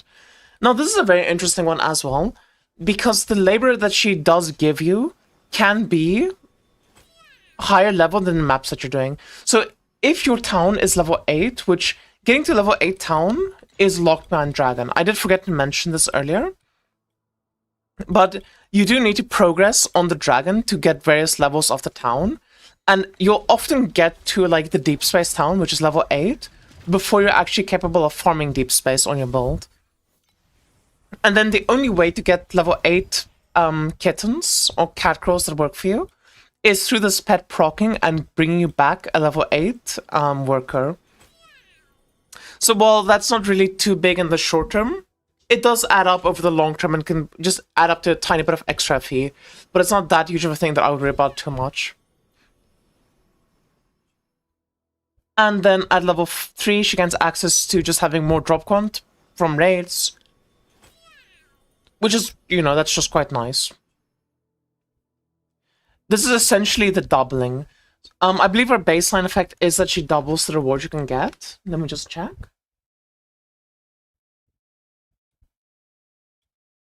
Yeah, so her baseline reward is this. When you complete a raid or trade order, there's a 15% chance that all the rewards will be replicated once at level 1, which is very powerful, obviously. And then she also has a proc that makes it that the loot in the raid has an extreme amount of additional drop quantity to it. This is not doubling, by the way, because there's already a lot of other drop quantity multipliers, but it is just a nice bonus on top. It's not a very big bonus, though, in the grand scheme of things, so I wouldn't worry about it too much. It's not a very important level breakpoint to reach. Then she gets another 10% chance to bring back a laborer. And at level 6, the chance to double the reward goes from 15% to 24%. So the most important levels for her is definitely level 1, level 2, and level 6. As always, though, level 1 is the most important to get, because at level 1, you just gain access to the generic drop, like, additional quantity. And having this generic quantity is just always a big boon in any mechanic. As for the Atlas, or the Netherrealm chart, generally speaking, you're going to put 15 points up here, and in nothing else. But a very interesting thing about the standalone mechanic is that this mechanic cannot naturally spawn your maps. So very often when you're mapping, you'll see like God of War pop up, you'll see Goddess of Hunting pop up, all these mechanics that just randomly show up, like Arcana. Oasis cannot show up naturally in your map. The only way to make Oasis spawn is to have at least 1 point in this tree to have them spawn. But you don't need to fully invest 15 points to have them spawn every map. Let's say your strat only has 5 points left that you can like spend it. It is still worth considering just putting 5 points into Sandlord here, and having like 1 in every 4 maps spawn the cat girls. Because generally speaking, just having the town up and running and just getting some gold is going to be like enough to sustain it, especially if you don't worry about having like 4 up and gliders, you will have more than enough gold. This mechanic is pretty much not worth investing ever. You can take these points to like generate way more gold. These various points just spawn more waves and make it that the gold you do get is replicated, in other words, doubled, essentially. So the amount of gold you're generating goes up a significant amount. But if you are actively mapping, and especially if you're juicing, you will have enough gold at all times just doing Sandlord naturally. This mechanic does scale with other mechanics, and the gold you get from it is not only from the circle. If you kill mobs on the map, you will get gold occasionally. And the more you juice your map, the more gold you'll get. So if you see here, we killed some just random mobs on the map, and we got 266 gold. 182 gold. And this gold you see here does scale with map juicing. Which means that if you're busy like doing some juiced farming, as long as you just have the oasis on your map occasionally, you're going to be generating a few thousand gold every map. Now, obviously, the amount of gold you do generate if you invest into the Sandlord, into the mechanic itself, goes up significantly.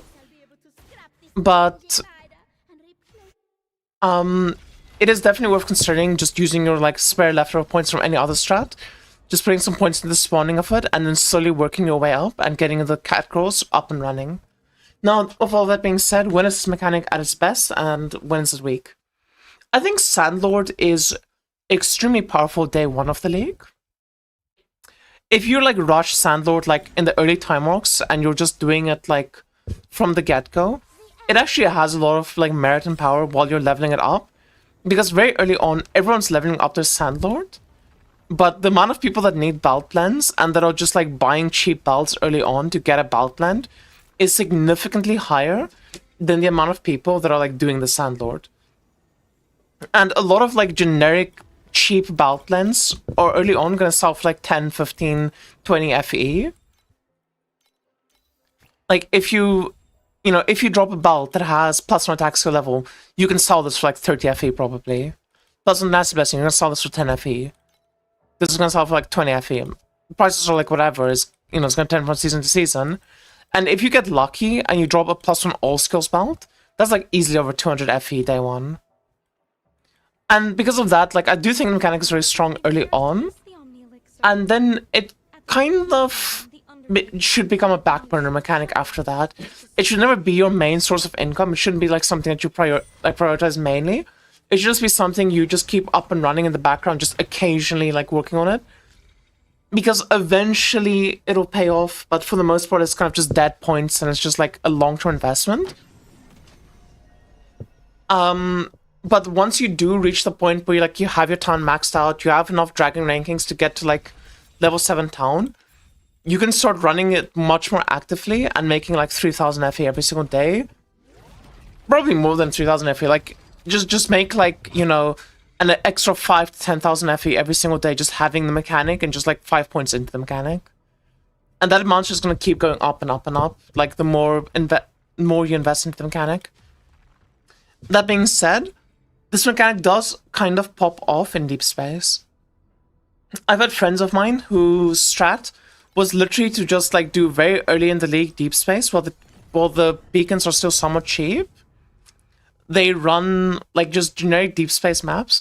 They can't really like fully juice it with like all sorts of like insane things. So they put points into Sandlord. They run in, they do the Sandlord, they maybe do like some other easy mechanic, like maybe hunting or something. Or maybe Arcana. And then they go out and just doing Sandlord, nothing else, makes them 3k an hour. This mechanic really does have a lot of potential to it to make you a lot of money. But if you want to, you can just treat it as a settlers of the cat crawl. And just have it be something you like slowly work on in the background and just occasionally makes you money. I personally am actually a very big fan of the Sandlord mechanic. I, for the longest time, had the pet only level 2, but for the past like 2 or 3 seasons, I've been using all of my free legendary chests that I get to get the pet up to level 6. Because I feel like it's very worth it in almost any strat that I do to, instead of running a like fourth compass, like a fourth dropcon compass, to just run the Sandlord compass. There's only one compass for the Sandlord, which is just this sand price appear on the stage. But if you run this in every single map, it will pay for itself tenfold easily. Because the amount of money you make by like constantly sending out gliders, you know, constantly doing these gliders as they finish every hour, as well as, or like every 30 minutes, as well as doing like your daily big load. That sounds wrong. As well as doing a daily big shipment to Utopia Island, will just end up with you making quite a fair amount of money. But anyway, that was my mechanic guide for the Sandlord mechanic. It's a bit of a strange mechanic, at least for TLI standards, but it's a very cute and cool mechanic. It's really nice. I personally am a big fan of it. I love cat girls, and I love, I guess, owning them. Having them work for me willingly. I pay them good gold, okay? Thank you all so much for watching the video. I hope you guys enjoyed. And I'll see you all again next time. Bye-bye, YouTube. Bye-bye. Holy one take Andy. Zinc farming? What's zinc?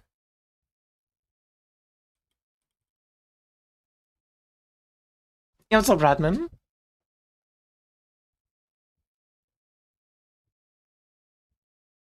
Where's my clown girl mechanic? True. Settlers of the Cowgirl.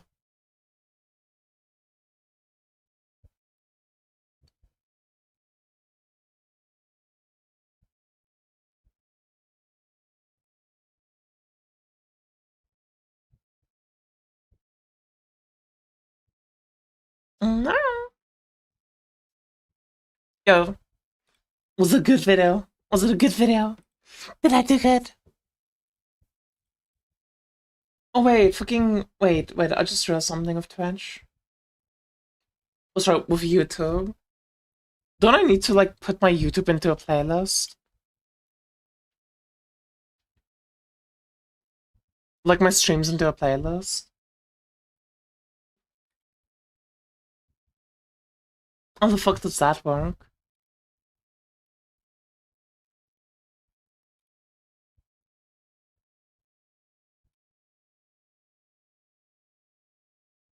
I'll figure it out tomorrow. Too much effort.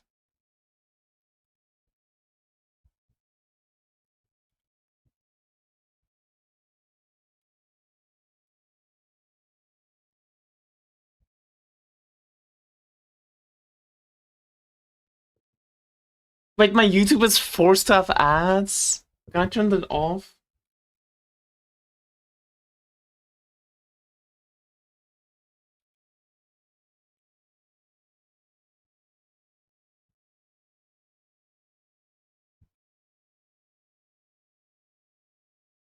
I'll just turn the frequency down, that's fine. You want all your YouTube streams in a playlist? I think it would make sense to do.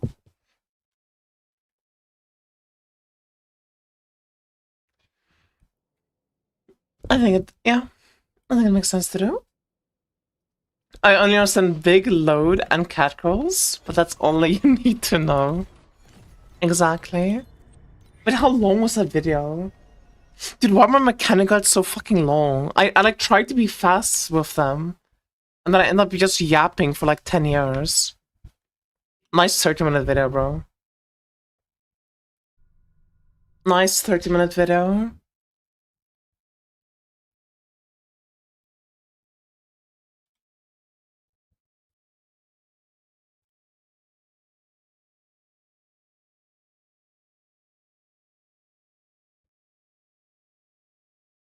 Done. Nice. Thank you.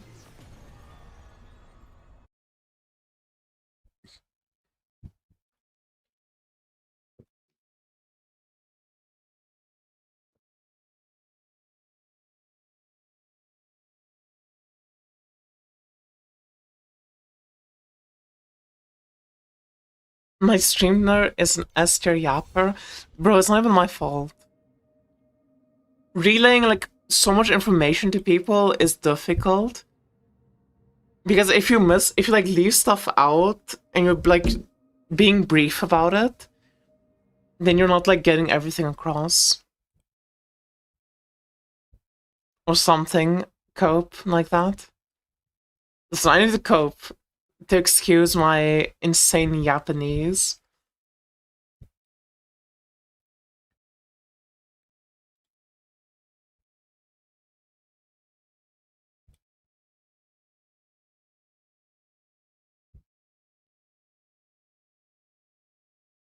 Also, dude, someone linked me this time save in the campaign. If you like pause at the right frame on this boss in the campaign, it skips the cutscene, which is like a minute time save.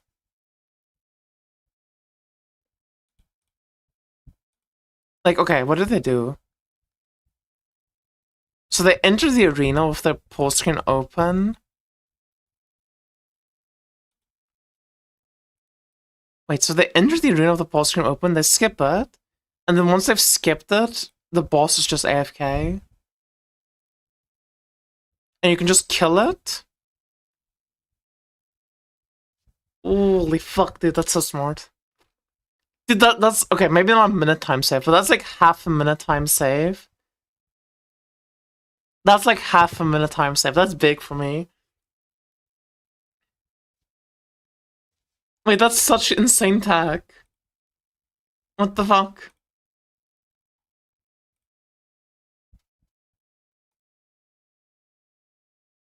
Yo, chat.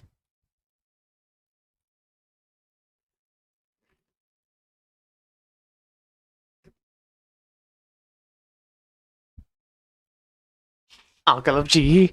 Alcohol of G.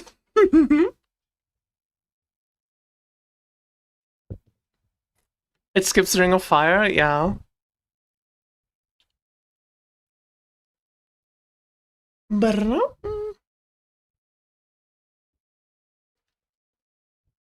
Deserved? What's deserved?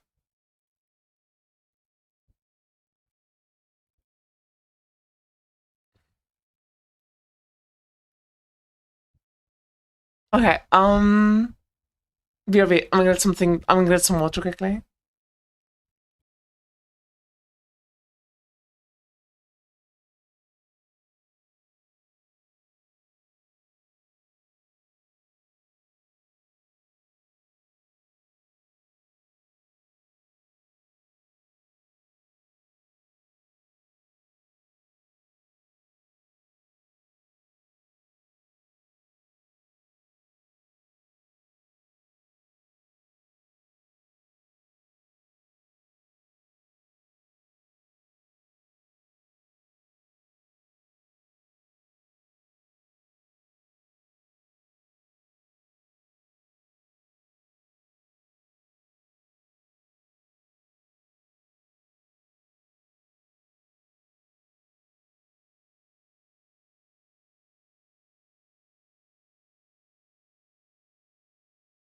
Okay.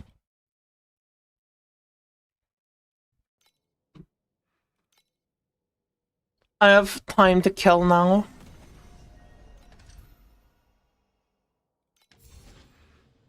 I did the video.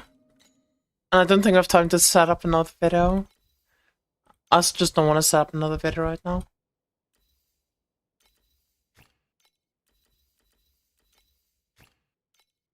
Which means we have time to kill.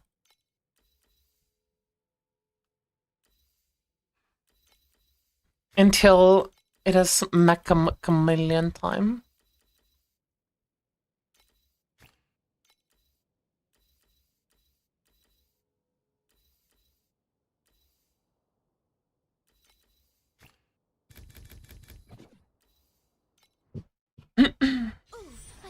Something genius. Race you to the lab. You're passing out soon? No. Both honor and shame. I'm gonna miss you. Wait, why is there Sandlord on the map? Oh yeah, I have Sandlord on my beacon farm.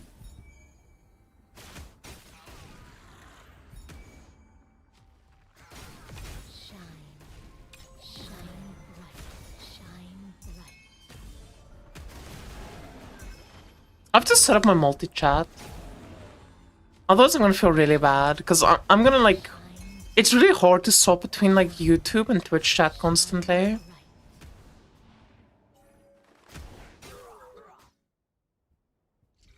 You better address her by miss, yeah, bud. You fucking better.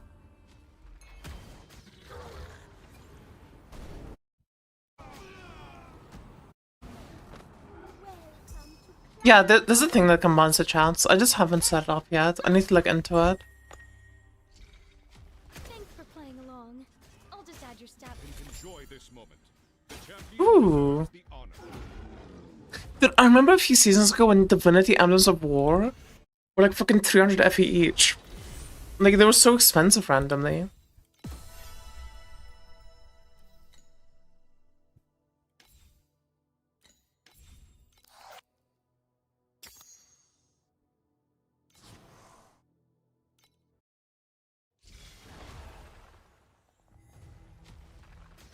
It was an outlaw? Okay. Yeah, that was weird.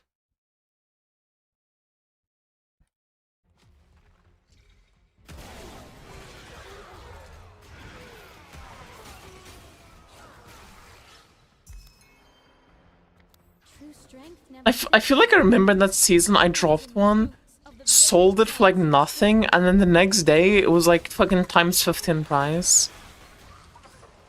I feel like I remember that happening. being a plant sounds so easy. I know that happened to me once, where like I dropped an emblem and it was for fucking nothing, and then all of a sudden it just giga spiked in price. A top note of dizziness, a middle note of sickness, and a base note of permanent paralysis. Can't tank AFK POB. I don't think any build in the game can tank AFK POB. The only way to like AFK POB is to set up what do you call it? Fertilizer. Is to set up like some sort of like flicker where you like blink to enemies to attack them.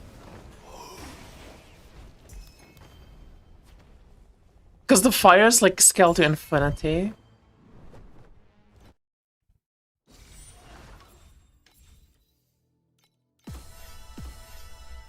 Ooh, wait. Okay, I need to do this. I get a free pool. Free pool is good. Free pool is very good. Not again. We are free pool enjoyers. Like those thick, endless, annoying textbooks.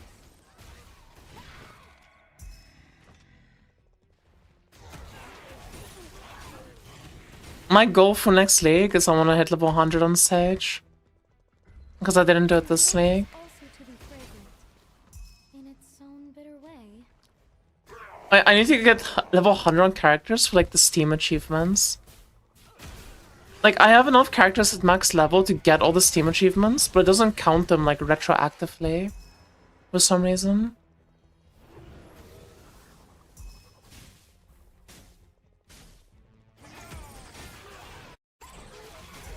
You still need to do the thingy, yeah. Like Master Yuga says, Oh, from the Divinity packs? I mean, that should be really easy on Sage. magic. That would be like super free on Sage to do. I remember I did it with Erica too, like ages ago. Because I did it ages ago on Erica too.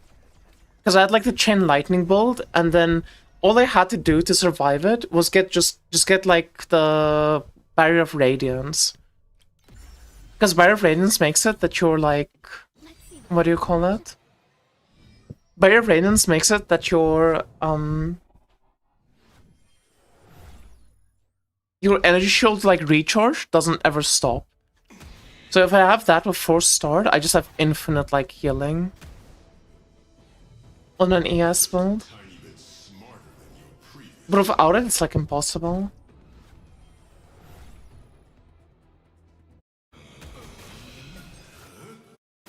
So that might be all that you need. I watched you struggle, although it was meaningless when placed on a greater scale. Let us rewind everything to the singularity.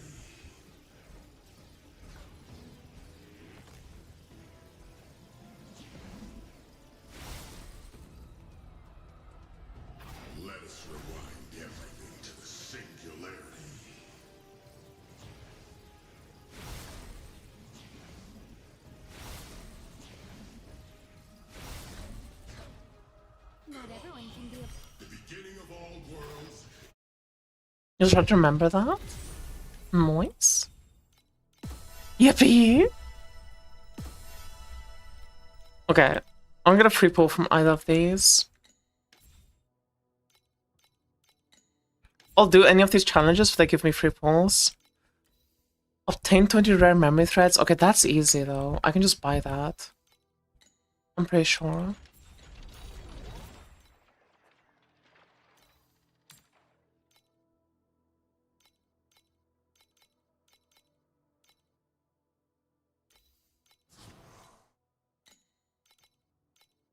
Baker will probably be a sharp shot.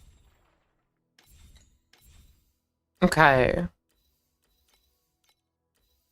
Apparently I cannot just buy it. Can I like delete it to then get it? Orlon's a monster? Yeah, he fucking is.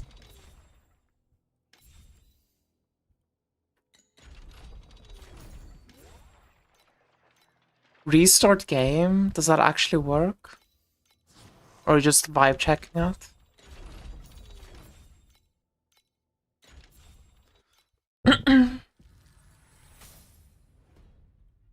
If you want to make the perfect recipe, you have. It works on the card ones. Okay, it's just logging out and back in good enough? Oh, it is. Oh, I finished everything. Thank you.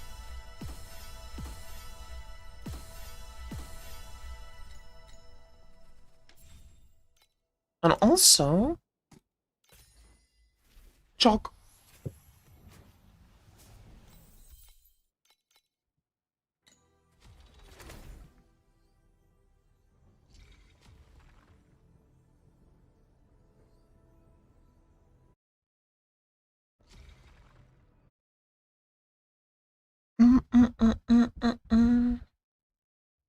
Oh god.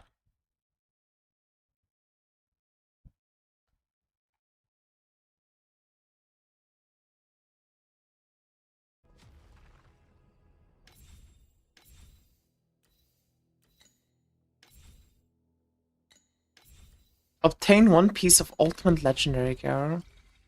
Pretty sure I have that already. Not sure why it's not counting.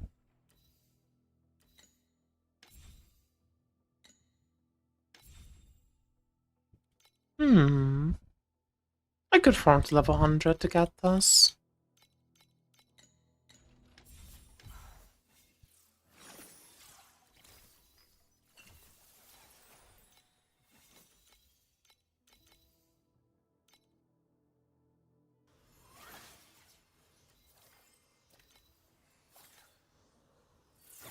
Yeah, I could farm to level 100 to get this, maybe. Just use 2 XP balance pads, and we just leave the last one.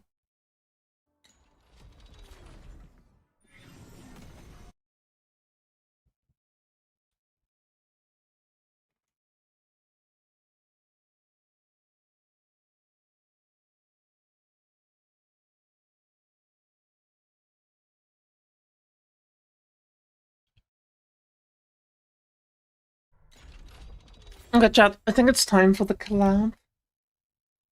I do think it is time for the collab. Torchlight viewers, this is where I'm gonna say goodbye to you. And YouTube viewers, as well as Kick viewers, this is where I'm gonna have to say goodbye. Thank you all so much for watching. I will also be live on my Twitch, and I'm gonna play some Mecha Chameleon with some friends. But it's gonna be like very low cortisol, being quiet and stuff. Because I'm not actually supposed to be awake, like, I was supposed to be streaming this Saturday night. Thank you all so much for watching. I'll try to be live again tomorrow a bit earlier. And I'll stream a lot more Torchlight in the future, in the near future. Thank you all so much for watching. Bye bye.